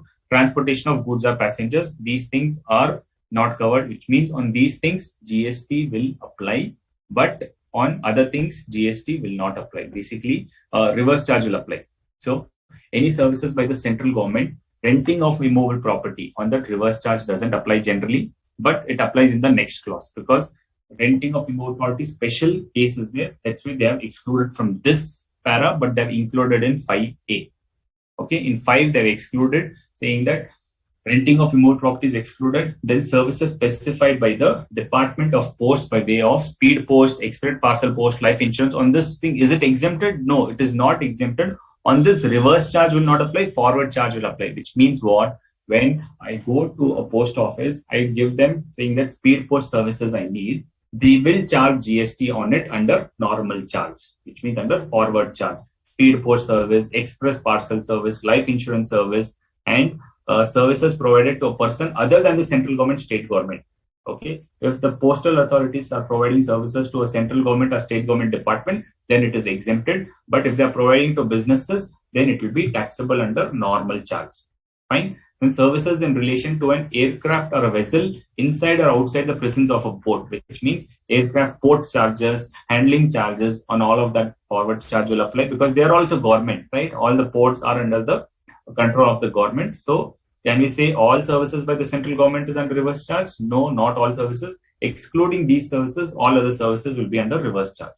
Okay. And railway transportation of goods or passengers. So when we buy a railway ticket, then are we paying under reverse charge because it's service supplied by the central government? No, there's an exclusion. This is also an exclusion. Transportation of goods or passengers. So passenger transport, when we buy a ticket from a railway, they will charge under forward charge. Okay. Other services other than this will be under reverse charge. Fine. And here also it is business entity located in a taxable territory. So it could be anybody. It could be an individual. It could be a proprietorship. It could be a corporate. Anybody will pay GST and reverse charge if they are taking services from the government. Okay. Next is rental. So what was excluded here is included here. Service supplied by the central government, state government, union territory, or local authority by way of renting of immovable property to a person. Of course, residential rental is an exception because the residential rental provided by the central government or provided by anybody is under exemption notification. Apart from that, other rentals will be taxable when it is a person registered under the GST Act. Here, they have specifically mentioned that if you are registered under GST Act, then you are under reverse charge. Otherwise, you are not under reverse charge. Okay. So if I am a person who is registered under GST and I'm taking rental services from the government, so rental government services means government will have some construction of complexes and things like that, right? They generally have this to uplift the area, and they have constructed a complex. Like under bus stops, also they have some bus stops or railway stations or metro stations. They give out some premises for rental basis. Now, on that, should I pay GST? If I am a small person, I have not registered under GST, then I don't have to pay under reverse charge. But if I am a big person and I'm registered under GST, I'm collecting GST from my customers and I'm filing my returns normally, then on that rental, I have to pay GST under reverse charge. Okay. Clear? So rental, there is only one thing, that a person who is registered, but for all other government services, it is any business entity. Okay, so there's a difference here. Now, is there any questions till now? Sir, advocate, good. Some advocate rendering services of trademark registration. Yes, still they're providing services of legal services, so you will have to pay under reverse charge basis. So technically speaking, it is not legal services, but advocates will not pay. So to avoid any risk, they've said directly or indirectly, any services provided by advocates will be under reverse charge. So advocates rendering services of trademark will be under reverse charge. If lawyers supply services to any other person other than business entity, then is GST chargeable under forward charge? It is, from this, a very good question, because it is not there under reverse charge. It will be falling under forward charge. But when we go to exemption notifications, we'll see that when a lawyer provides services to non-business entities, then there is an exception. There's an exemption. So services of a lawyer providing services to a non-business entity is exempted. So one advocate provides services to another advocate. If yes, then will it be under reverse charge mechanism? Services provided by one advocate to another advocate is also exempted, and it is not under reverse charge. But when we see the definition here, it says any business entity. So legal service is also business entity. So technically it should be under reverse charge, but there is a confusion. According to me, it should be under reverse charge only. But since they are not registered, they may not pay. So it is indirectly under an exemption.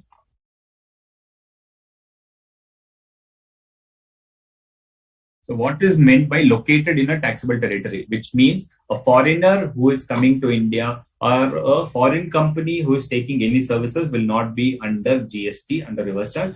Means located in a taxable territory means if the recipient is located in a taxable territory. If I have a company in India, then I will pay under GST. If I'm a foreign person, I had come to India only for taking service of legal services, then I don't have to pay under reverse charge. That is the meaning of meant by located in a taxable territory. Sir, explain 3 point and give an example on point 4. Explain point 3. Services by an arbitral tribunal. Arbitral tribunal is generally appointed in case when there is a conflict. I will appoint a arbitral tribunal. So services which an arbitral tribunal provides, and they will charge me on that. The arbitral tribunal will not pay any GST. I will pay under GST. Services by way of sponsorship. I've given you an example that I am a company now. I am sponsoring an event. Okay, I'm sponsoring an IPL event. So in that case, it is any person who is receiving, means it could be any person, and the person I'm the sponsorer, I have to pay GST under RCM. Clear?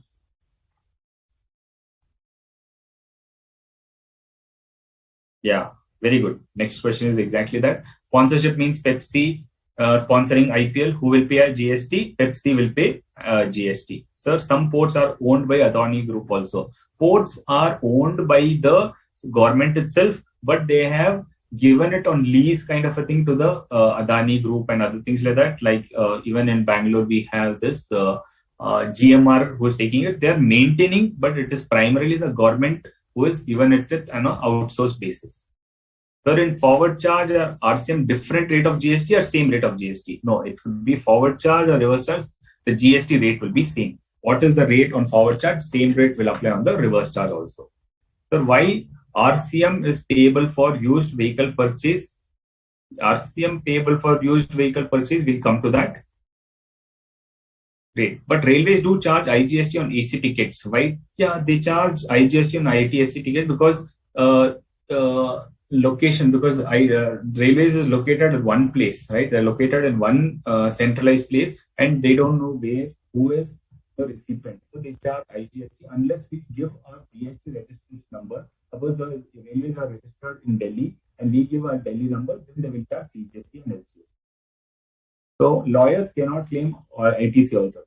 Since lawyer services are exempted, they cannot claim ITC also. What if government is the recipient of advocate services?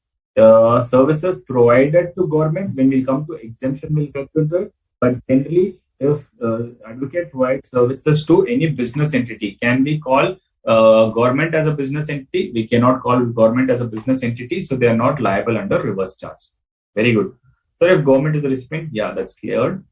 What tax will apply? CGST, IGST, or IGST as supplier does not include in bill of supplier. Yeah, so you have to decide who is the recipient, because all the provisions of GST will be applicable to the recipient. So if the lawyer is in your same state, then you will pay GST as CGST and SGST. If the lawyer is in a different state, then you will pay IGST under reverse charge. So whatever provisions are applicable to the supplier, those provisions will apply to the recipient in case of reverse charge basis. So, but Pepsi is a foreign company, then how is it taxable under GST? Pepsi is a foreign brand, but Pepsi is registered in India. Very much it is registered in India, and all these activities are under the FEMA. So a foreign company cannot run such a single brand retail India. So Pepsi is registered in India as well. So Pepsi will pay under reverse charge basis.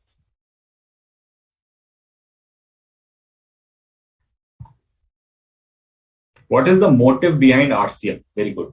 So, why RCM is at all required? So much confusion for our subjects, so much confusion our GST topic syllabus. RCM was very much important because even under service tax it was there, and now under GST it is there because it's a good source of revenue. There are various sectors who don't pay GST, and they are unorganized sector. So if they don't pay, then receiver also will not pay, and the government revenue will come down. That's why the government entrusted this job of collection of GST on the recipient, because they know body corporates are there, or any business are there. Once they are registered, we know how they will control their suppliers, right? So they knew a method to avoid the leakage of GST. Like we saw legal services, lawyers generally. We have seen that when the GST was levied on lawyers, they said that we will not pay, and they went on strike. So they couldn't collect GST on lawyer services. That's why they brought it under reverse charge, saying that, okay, lawyers, you don't pay, but the service to whom you are providing, they will pay, right? So when any financial balance sheet, you see a profit and loss account, you'll have a breakup of legal services. So government knows, okay, this much of legal services has been spent.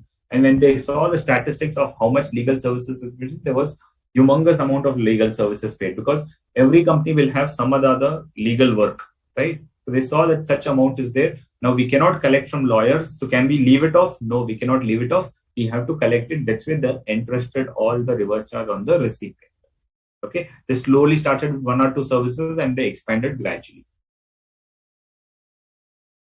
Okay, services by an individual advocate, we have seen services by way of sponsorship, government services. Next is renting of immovable property. We have to be ensured that not all persons will pay GST. Only if they are registered, any person registered under GST will pay GST under RCM for rental from the government. Then services supplied by a director of a company or a body corporate to the said company or body corporate, right? A director of a company or a body corporate is a supplier. And who is the receiver? The company or a body corporate located in a taxable territory is the receiver. Means what? If a director of a company or a body corporate, means there is a company and I've been appointed as a director, then any services what I provide to the company, Director will not pay GST. The company will pay GST under RCM. Okay. There are two kinds of director. One is a managing director or a full-time director. Means what? He's like a employee come director. His designation is director, but he's working full time for the company. So what will he get if he works full time? He will get salary. So this salary is not covered under this, because for salary, employer-employee relationship is there, and Schedule 3 says what? Any services on an employer-employee, GST is not applicable. So when the director is getting any salary from the company, GST is not applicable. Apart from employer-employee, apart from a director who is a non-employee and he is providing any services, then on that reverse charge will attract. Okay, so a director providing services, like what could a director provide? There will be independent directors who are not full-time directors. They come and attend board meetings, give suggestions, give important updates, check the corporate social responsibility, check the corporate governance, whether it's going fine, and then they go off. They don't interfere into day-to-day affairs of the company. So do they get salary? No, they will not get salary. What they get? They generally get something called as sitting fees. Board meeting sitting fees. For each of the board meeting sitting fees, they get some remuneration. They get some amount. On this amount, reverse charge will apply. So whatever remuneration the company pays to such directors, on that reverse charge will apply. Okay. What else? There could be other services they're providing in their individual capacity. On that services, reverse charge will apply. Services supplied by the director of a company or a body corporate to a said company or a body corporate. Okay. So any other services provided by the director in his capacity as a director, on that reverse charge will apply. Then security services. Services supplied by way of a supply of security personnel provided to a registered person, provided that nothing contained in this entry shall apply to department or establishment of the central government, which means if a security service is provided to a central government, reverse charge will not apply, right? Local authority or government agencies which have taken registration under CGST only for the purpose of TDS, because government has to deduct TDS and they've taken registration. For them also reverse charge will not apply. Or a registered person paying tax under Section 10, which means Section 10 is composition levy. That we'll read in the next class what is a composition levy. So special category of composition levy is there. A person who is registered for paying composition levy, on them also reverse charge will not apply. Okay. Now who is this person providing security services? Any person other than a body corporate, which means I am not a company. I am either a partnership firm or I am an individual. If I am providing security services to whom? To a registered person located in a taxable territory, then reverse charge. Which means what? If I am a company and I'm providing security services, reverse charge will not apply. Forward charge will apply. Normal charge will apply. And I have to pay GST if I am a company providing security services. Clear?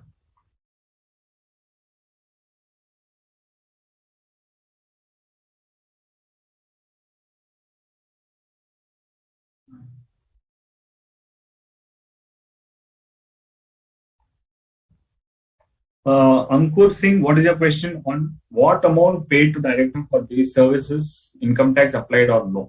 Income tax will apply because on director sitting fees and all, it's their income. So income tax will apply. GST will be applicable only if they're providing any services and not on a salary income.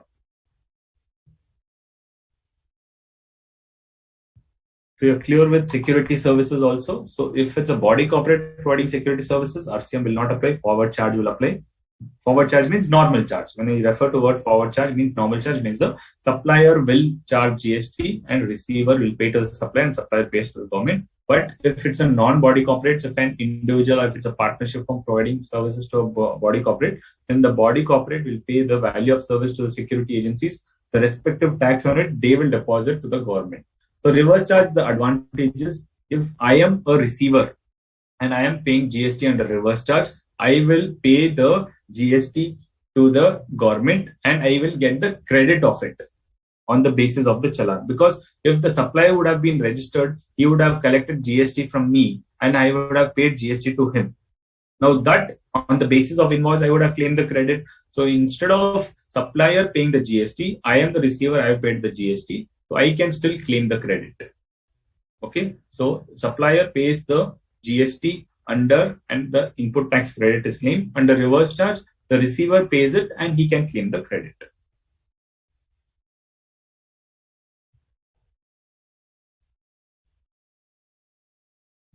ITC on one service can be claimed for other services. Yes, ITC on one service can be claimed. It's not that same services credit has to be claimed. ITC on one service can be claimed on any services, provided it is used for the purpose of business. Okay. Then what else is GST under RCM basis? This is important. Supply of services by a goods transport agency who has not paid central tax at the rate of 6%.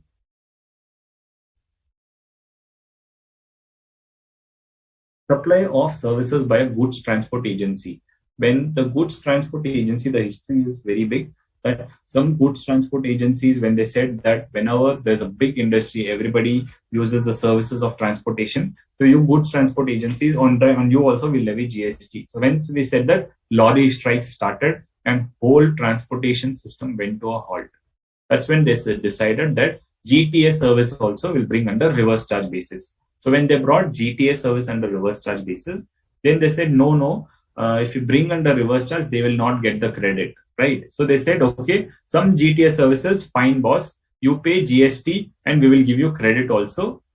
From you, we will not cover under reverse charge basis because we don't want to collect two taxes, saying that the GTA service also will charge GST and the receiver also will charge. No, two things not required. So we will do a bifurcation. One is 5%, one is 12%.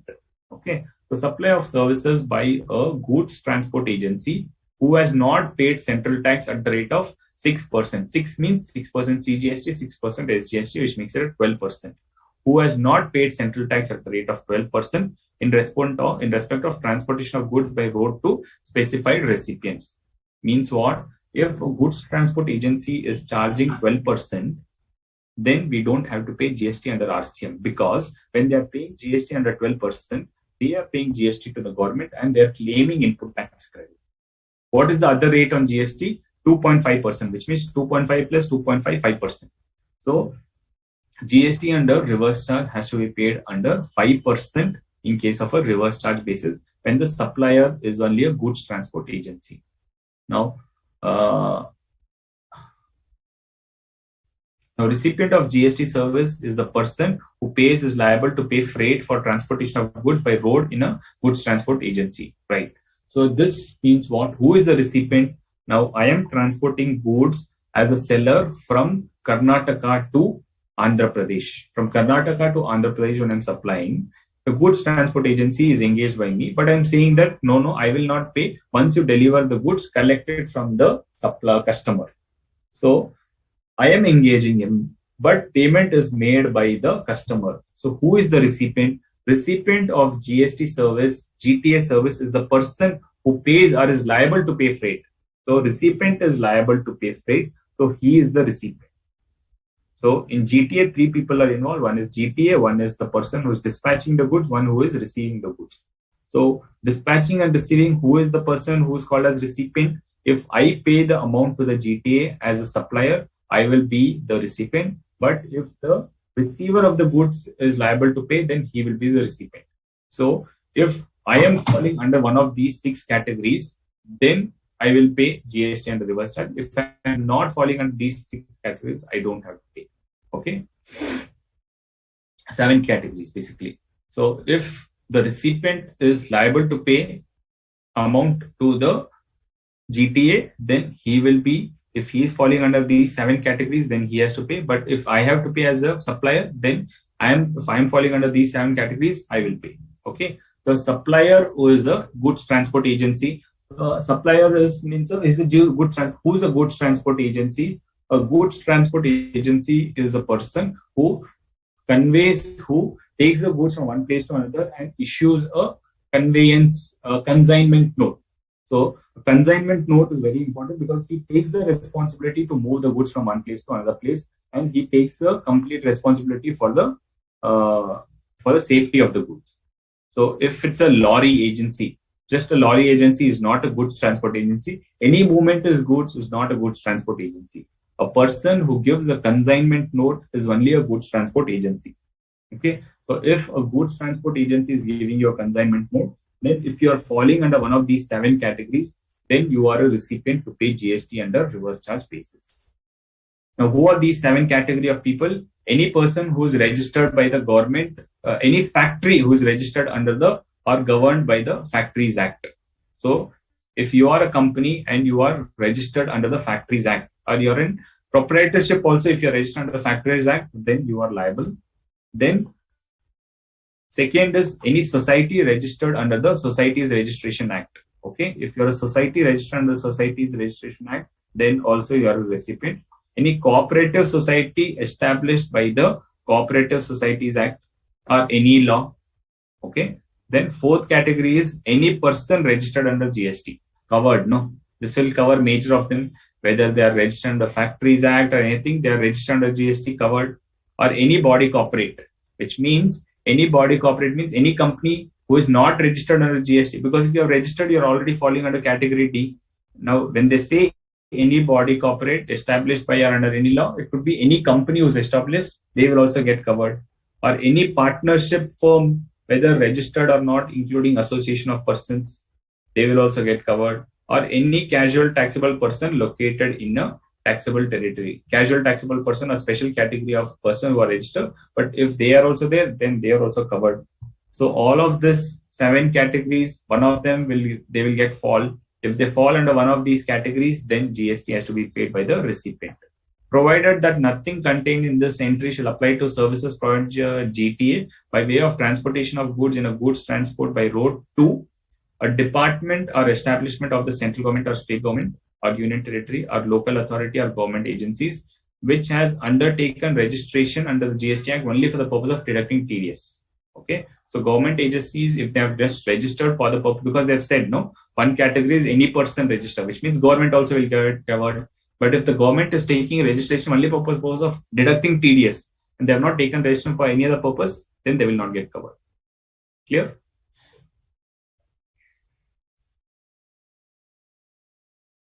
So GTA services, we have a specific slide and I'll discuss you how it gets covered under forward charge or reverse charge, because this is very confusing, but I've simplified it through a proper presentation. But these 7 categories of people you have to remember.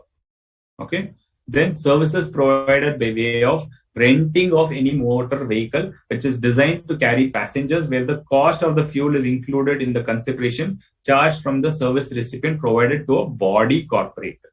Okay. When provide a service of renting of motor vehicles, when I rent of vehicles, not Ola or Uber, and Ola or Uber is not renting of you of any vehicle, it is only moving you from one place to another place.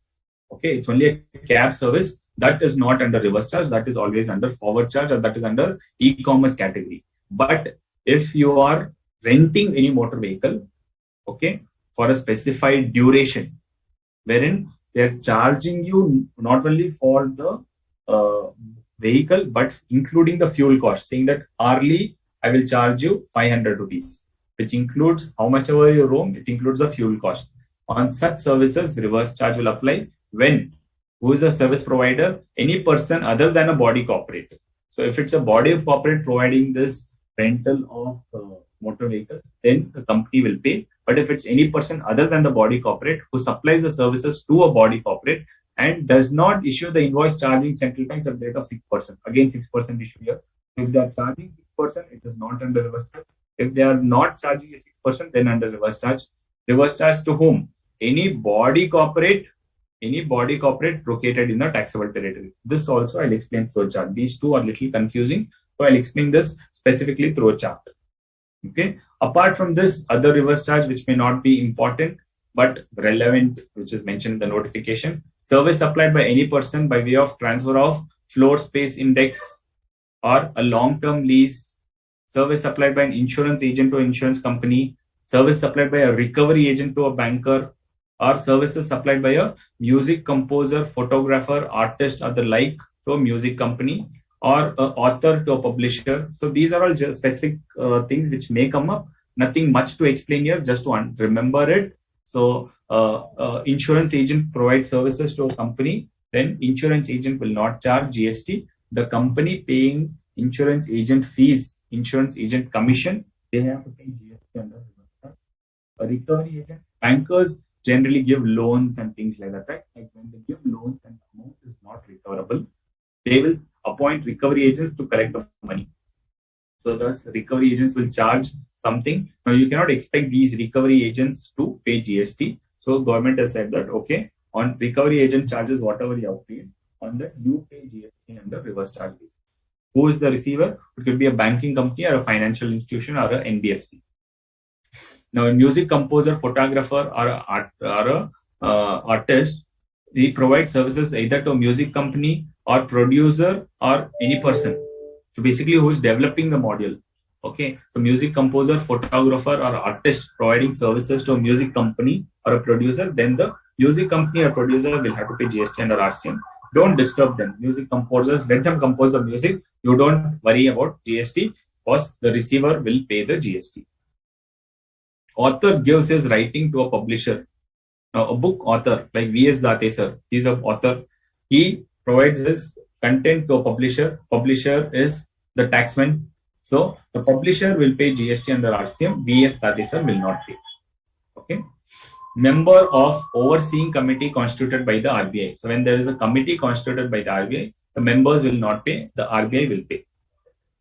Individual direct selling agents other than a body corporate providing any services to a banking company. So banking company generally appoints some direct selling agents to improve the banking services. Then the banking company will pay GST under RCM.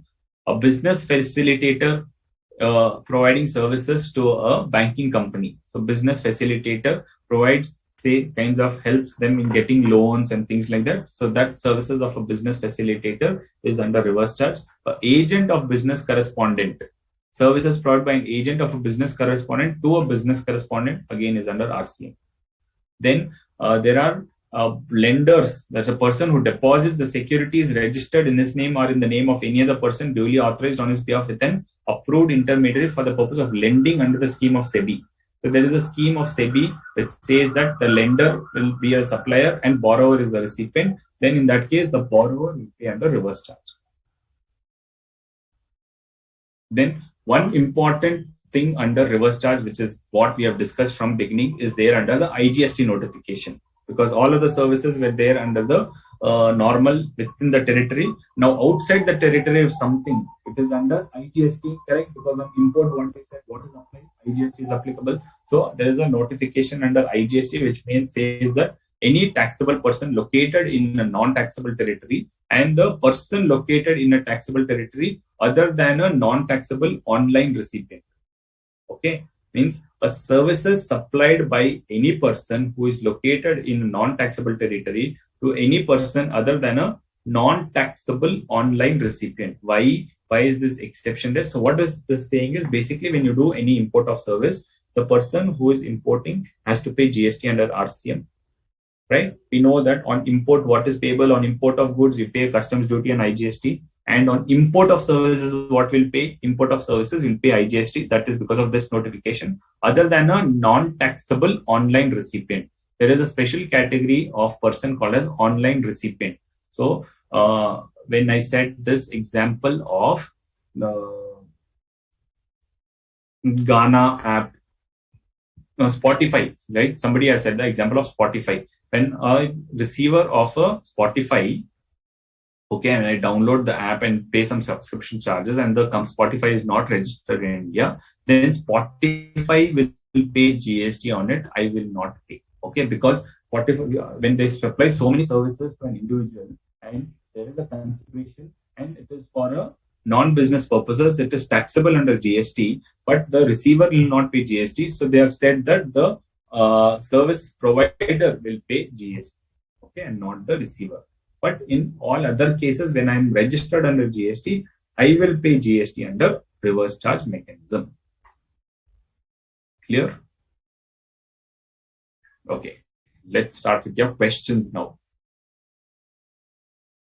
Can the security providing company be registered or unregistered? If it's a it can be registered or unregistered, but It could be, if it's a body corporate, they have to register and they have to pay under forward charge. But if it is other than body corporate, they can opt to be registered or unregistered. Irrespective of whether they're registered or unregistered, GST has to be paid by the recipient only. Security means watchman? Yeah. Security means watchman and other services. What is arbitral tribunal? Arbitral tribunal means a special board kind of a thing wherein if there is any kind of dispute between two parties, they will say that we will go to arbitral tribunal. It means they are third parties who are not into my business, who are not into their business. They are generally lawyers or some specified person. It could be any person whom you consider. It is not that it should be registered as arbitral tribunal. In the agreement, we say that okay, these people will be the arbitral. So whatever they decide, that will be agreeable to both of us. So if there's any dispute, whenever the third party decides, they will agree to it. So this third party is the arbitral tribunal, and when they collect charges from us, they will not pay GST. We have to pay GST on that.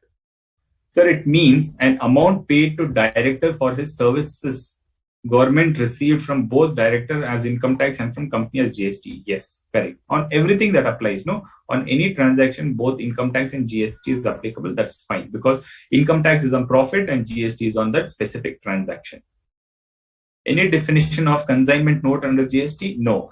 Definition of consignment note is not there, but general meaning of consignment note is it's a note which says who is the supplier, who is the receiver, from what place to which place, under what vehicle it is transferred, and it generally gives a title of the goods. When we read the documents for sale, the consignment note is a very valid document. Who holds the consignment can claim the ownership of the goods. So once the lorry person gives the consignment note, he will own the goods kind of thing, and he takes the responsibility to deliver the goods. If something goes wrong, you can file a case against this goods transport agency. There is a difference between company and factory. Yes, company means a company who is registered under Companies Act. Factory means a person who set up the factory. It could be a company or it could be a non-company. Recipient of GTA is a person not registered under GST, but registered under society's registration. How they pay RCM to the government? Once they are registered under society, they fall under this category. So they will have to register and pay. All of these categories, what we are seeing under recipient, these categories, they have to register and pay if they are falling under this category.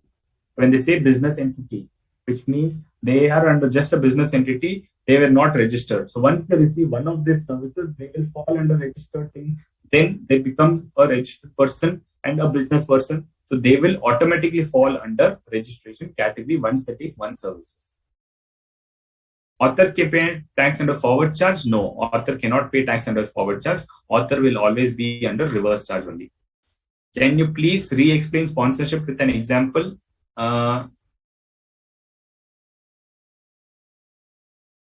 Voice is breaking. Let me know after refresh. Are you able to listen to my voice?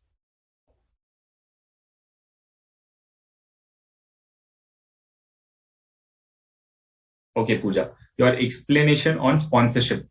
So we know when is sponsorship there for an event, or sponsorship is there for any kind of sporting activity. The main objective of sponsorship is what? Marketing. So when I am providing any sponsorship service, I am say Vivo phone company. It's registered in India. Now it is sponsoring the IPL event, right? When I am providing any sponsorship fees, I have to pay GST under RCM. The person who's receiving the sponsorship fees, he will not charge GST. I am the person who's receiving, I will pay GST under RCM.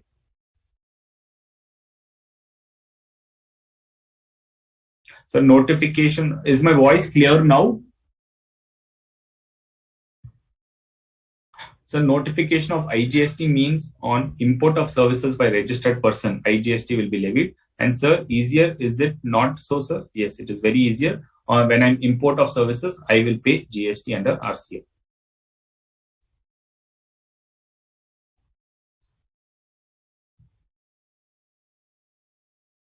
Okay. When I lean back, my voice is breaking, so I will not lean back. Let's this position. This is clear.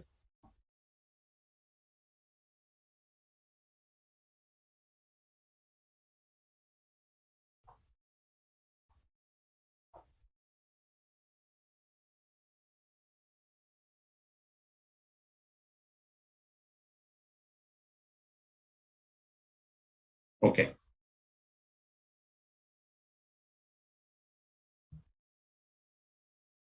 Okay. So this was the notification on reverse charge basis basically, and it had all the services. Two services which we will discuss separately and in detail is services of goods transport agency and services provided by way of renting of motor vehicles. Okay.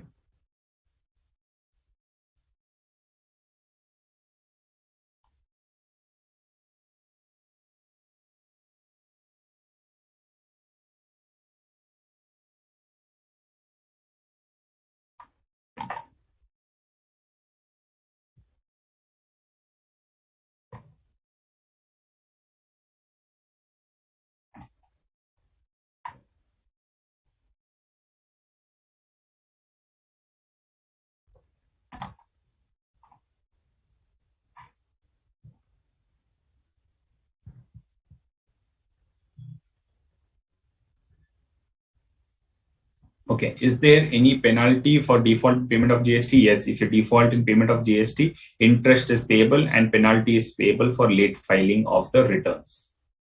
IPL being recipient, we pay tax under reverse charge. Yes. IPL being recipient, IPL is not the recipient. That's what I said.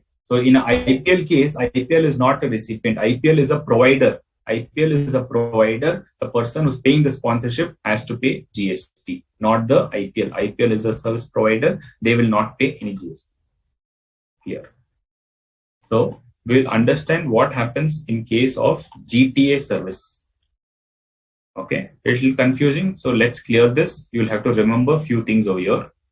Now, GTA service taxability is when, now we'll get into this scenario first. When GTA, payment of GTA at 5% without ITC, which means GTA is not charging anything. Okay. And they are not claiming ITC. If it is 5%, it is without ITC. When the rate is higher, it is with ITC. Clear? So when the rate is higher, they can claim credit.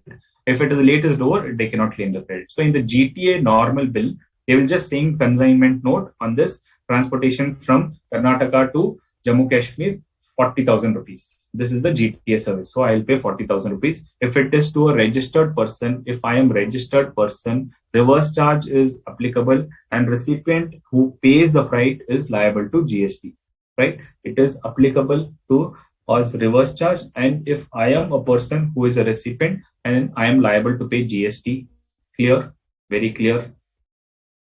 Then to unregistered person, if I am unregistered person and if I am a notified person located in a taxable territory. First is if I'm registered, clear, reverse charge has to be paid by me. Second, if I'm unregistered and if a notified person, who is a notified person? A person who is falling under those 7 categories. If I am those notified person, then also I have to pay reverse charge, right? Who are those 7 notified person? Factories registered under Factories Act, societies registered under Societies Act, cooperative society, any person who is registered under GST, that is already there. So other 6 categories. So factories, societies, cooperative societies, then body corporate, partnership firm, or a casual taxable person. If I'm one of these 6 categories, then I'm a notified person and reverse charge will be applicable. If I'm anybody other than this, I'm not registered, I'm not under this categories, then it will be exempt. Neither the GTA will pay, neither I will pay. Okay. Then second category is if the GTA is in his consignment note along with the value, he is charging GST of 12%. Okay. If he is charging GST under 12% and if he is providing to registered person, then just GST is payable under forward charge, not under reverse charge. And if he's providing same to unregistered person and providing to these 6 notified category of persons, then also GST is payable under forward charge. And if it's providing to anybody else, then it is exempt.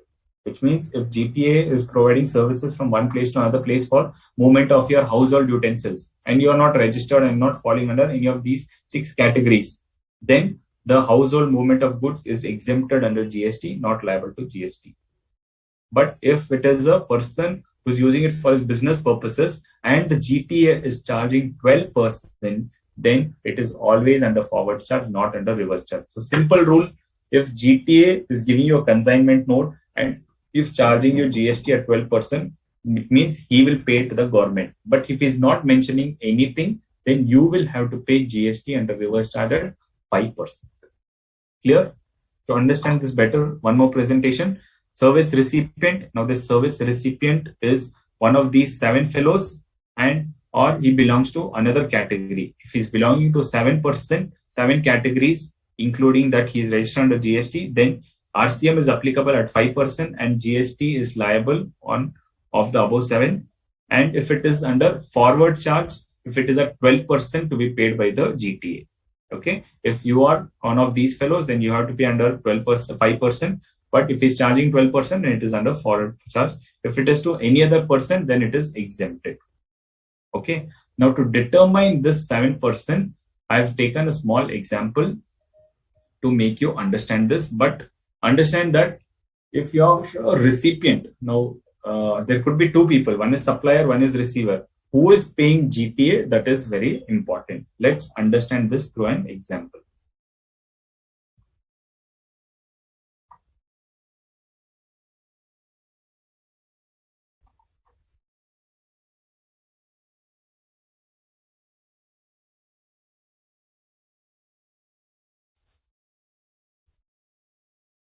So in case of 5%, who will claim ITC of the GST PIN? If it is 5%, the recipient who pays the GST, they will claim it.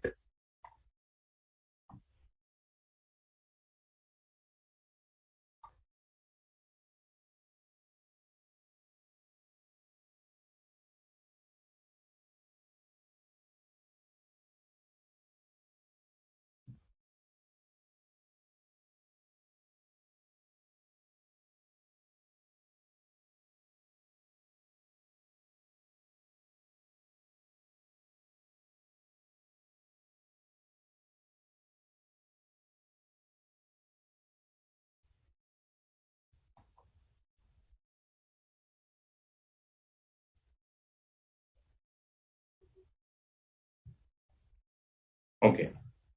To understand GTA service very clearly, let's take an example. Now the service provider is GTA. Consigner and consignee is important, correct? Consigner is a company. It could be a company who's registered or unregistered, doesn't matter, because one of the categories was body corporate. Whether they're registered under GST or unregistered under GST doesn't matter, because body corporate is one of the category. And consignee is partnership firm, because partnership firm also they've said whether it's consigner or consignee doesn't matter. The person who is liable to pay freight is the company. Now, who will pay freight is important. Now, company is a person who's paying the freight, which means service provider is who? GTA. Who is the receiver? Whether it's partnership or company, the person liable to pay freight is the company. So company is the recipient. Even though goods are being received by the consignee, but from a GTA's perspective, he is doing the service on whose behalf? On behalf of the person who is paying him money. Who is paying him money? Company. So the person who pays the money is a recipient for the GTA service. So if the company pays it, you have to determine whether this company is one of the 7 categories. Yes, this company is one of the 7 categories. So who is liable to pay GST? Come on, this exercise will do, and this will be the MCQ kind of a thing for today's class, because I have 12 instances. Let us cover this 12 instances so that I need everybody's attention here.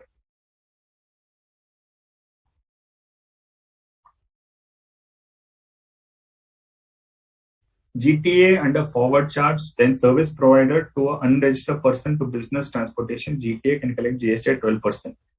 GTA under forward charge, then service providing to unregistered person to business goods. Yes, if it is to unregistered person to business goods, then GTA will collect GST at 12%. Correct. Come on, now answer this question. Who is the person liable to pay GST?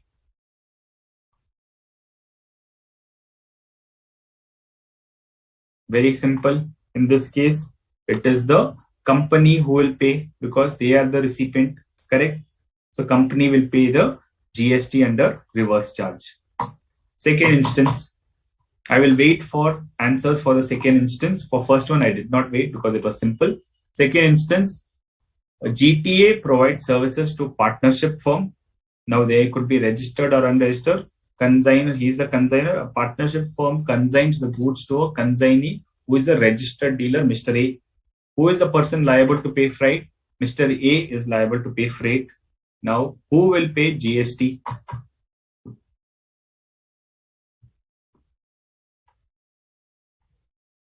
Very good. Instance number 2.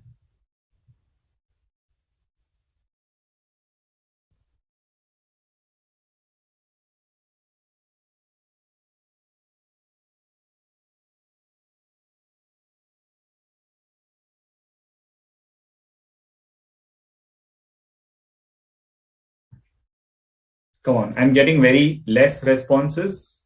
I need responses from everyone.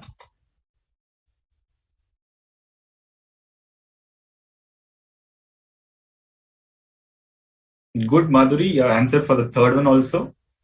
Very nice. Okay, I've got answer for question number 2.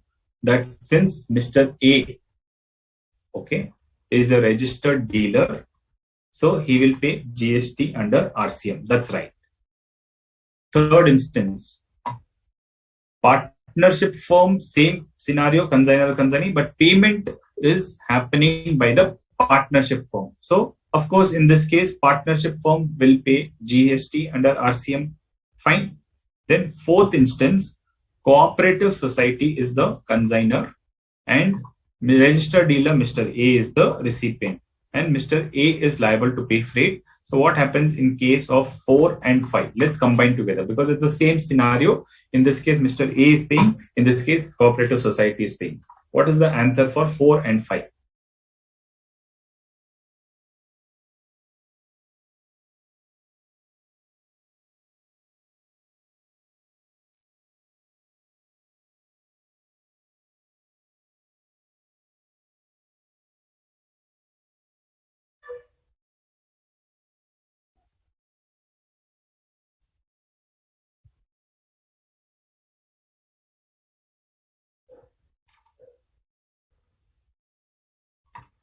Four is this and 5 is this. Okay.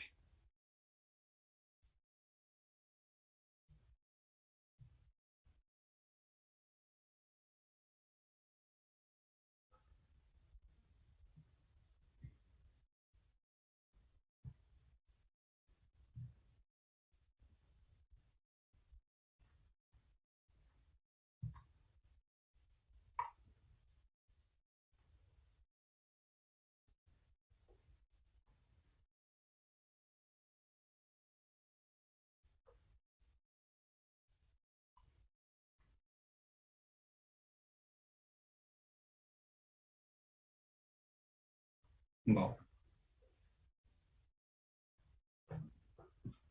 Kusumlata, Prabhas, Neerav, Mohammad Tofik, Piyush, Jinisha, Somesh Kishan, Prachi, Akash, Neel, Vanati, all your answers are correct.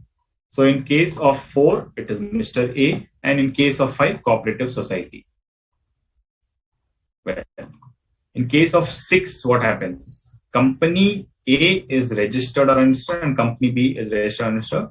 Person liable to pay freight is company B. So body corporate, whether registered or unregistered, doesn't matter. The person who is liable to pay freight is Mr. B. So Mr. P will pay the GTA. That's fine. Pay RCM under GTA.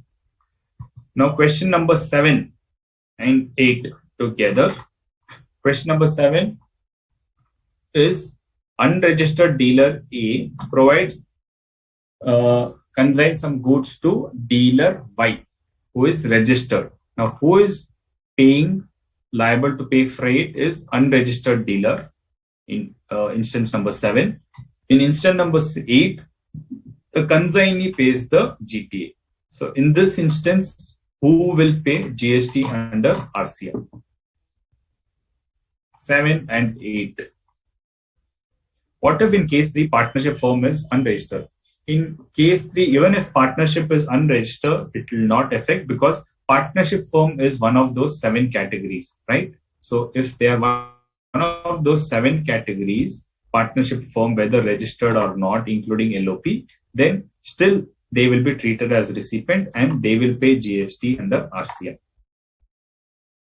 This is an interesting question. Question number 7 and 8. Who will pay? Who is the person who is liable to pay GST in number 7 and number 8?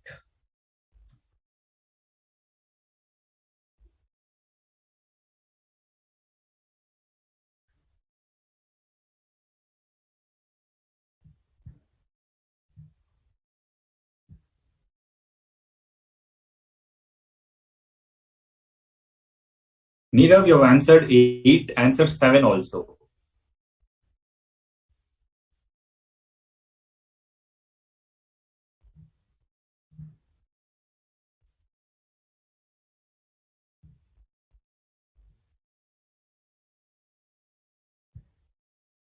I need more answers.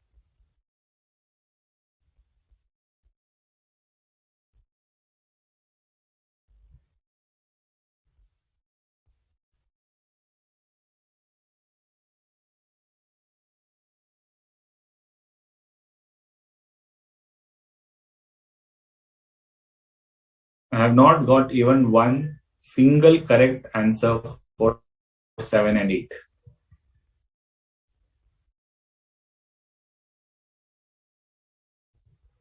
Specifically for question number 7. Okay, I'm getting repeated answers. I need everybody to participate. We still have some more time. Let's get into this together.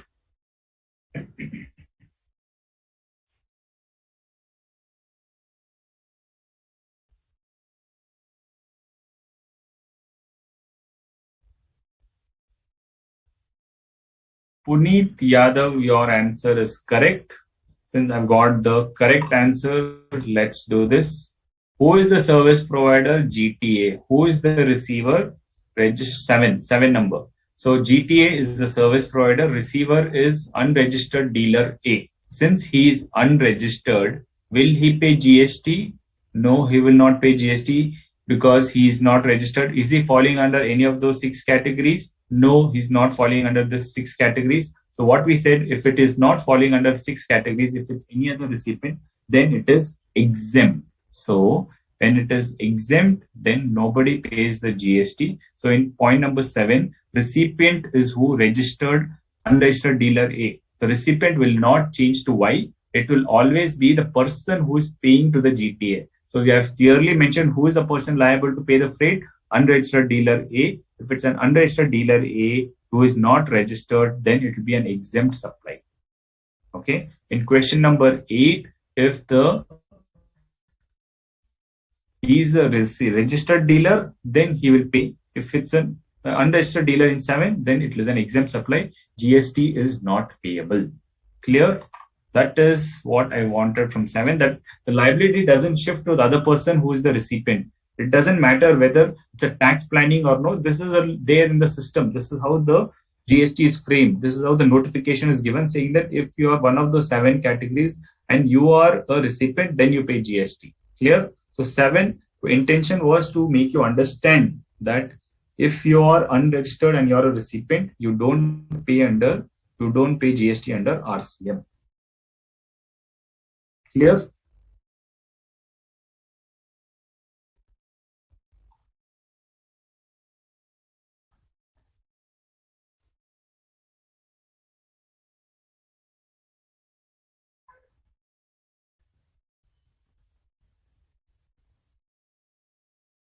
Good. Question number 9. GT providing services to unregistered dealer A and consignor also unregistered. Consignor is also unregistered. Person liable to pay freight is unregistered dealer B. In this case, who will pay the GST? GTA will pay the GST. Madhuri, how can the GTA pay GST? Is he charging GST at 12%? No, I have not mentioned anywhere that he is charging GST at 12%. Only if it is 12%, then he will pay. Since he's not charging any 12%, then he will never pay the GST. Okay, it will be the recipient only. Good. So 9 is again exempt. Okay, 9 is again a exempt supply. 10, 11, 12. All three answers we can answer together. 10, 11, 12 is already answered by Somesh. Company C is registered. Okay. GTA is unregistered.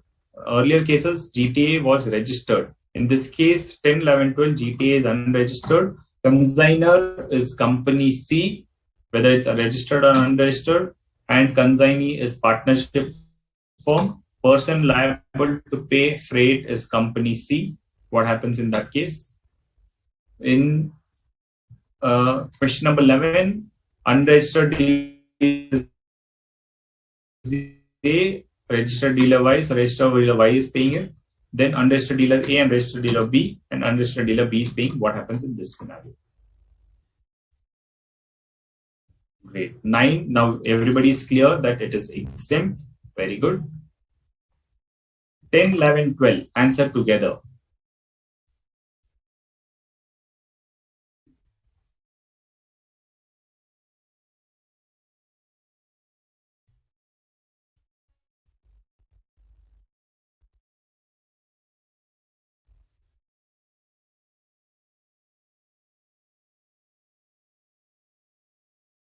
C, Y exempt, C, Y exempt, C, Y exempt. Correct. So everybody is given correct answers. In this case, company C is liable to pay. In this case, registered dealer Y. In this case, it is exempt supply. So really, it doesn't matter whether GST is registered or unregistered. Only if they charge 12%, they will pay under forward charge. If they are registered or unregistered, if you are a recipient who are under one of those 7 categories, you pay under reverse charge. That is what is the understanding. That is what I wanted to make clear here. Great. So everybody has understood so well. I'm really happy and good that we could cover the major portion of reverse charge, which is on a GTA. So next slide, next session when we have on Friday, we will discuss on the GTA service a little bit, and then we'll start on the other chart on what is the GST and reverse charge on motor vehicle. Okay. Then we'll go with other reverse charge, some explanation. And then we have on basically important thing on composition supply. Okay. So any doubts till now? Any doubts? Not completely clear. Somesh, what is not clear?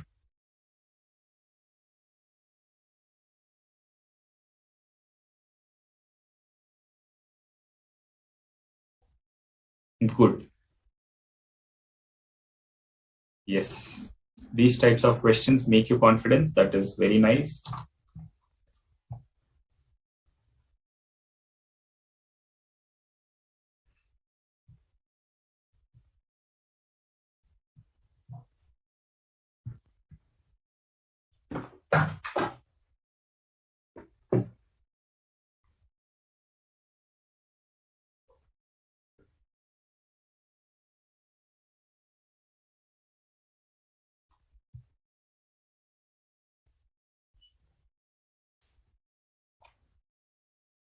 Good night to those who are leaving.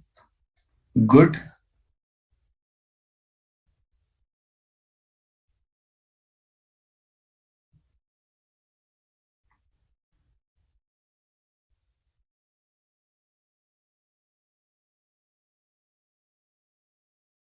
Okay. So in study material, it is given that author can pay GST under forward supply. I'll just read through it and I'll clarify it in the next class.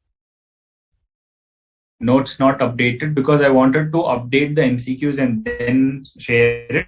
That's why I'll update it once in the next class. We'll discuss the MCQs. So which situation when persons registered under GST for the purpose of paying RCM liability only? Yeah, if it is below 20 lakhs turnover and if they're falling under this categories, then they will have to specifically register and then pay it. Okay. Thank you very much. Your participation was really nice. Okay, one last question. If supply is supplied in Rajasthan, the recipient is situated in Maharashtra, and supply takes place in Karnataka, where will GST be charged? Explain cases of RCM and forward charge, please. No, if supplier is situated in Rajasthan and recipient is in Karnataka, recipient is in Maharashtra, and supply takes place in Karnataka. So we have this concept of bill to ship to transactions. So we'll explain there. You will understand it in much better manner. When will GST be charged? Where will GST? Generally, if the recipient is in Maharashtra, it will be this. It will be IGST will be charged because location of supplier is in Rajasthan and recipient is in Maharashtra. IGST has to be charged. Explain from cases of RCM and forward charge, please. I didn't understand your question, Ram. Could ask that in the next session. Thank you very much your participation. We'll discuss on charge and other things and close up on this. Thank you. Thank you very much.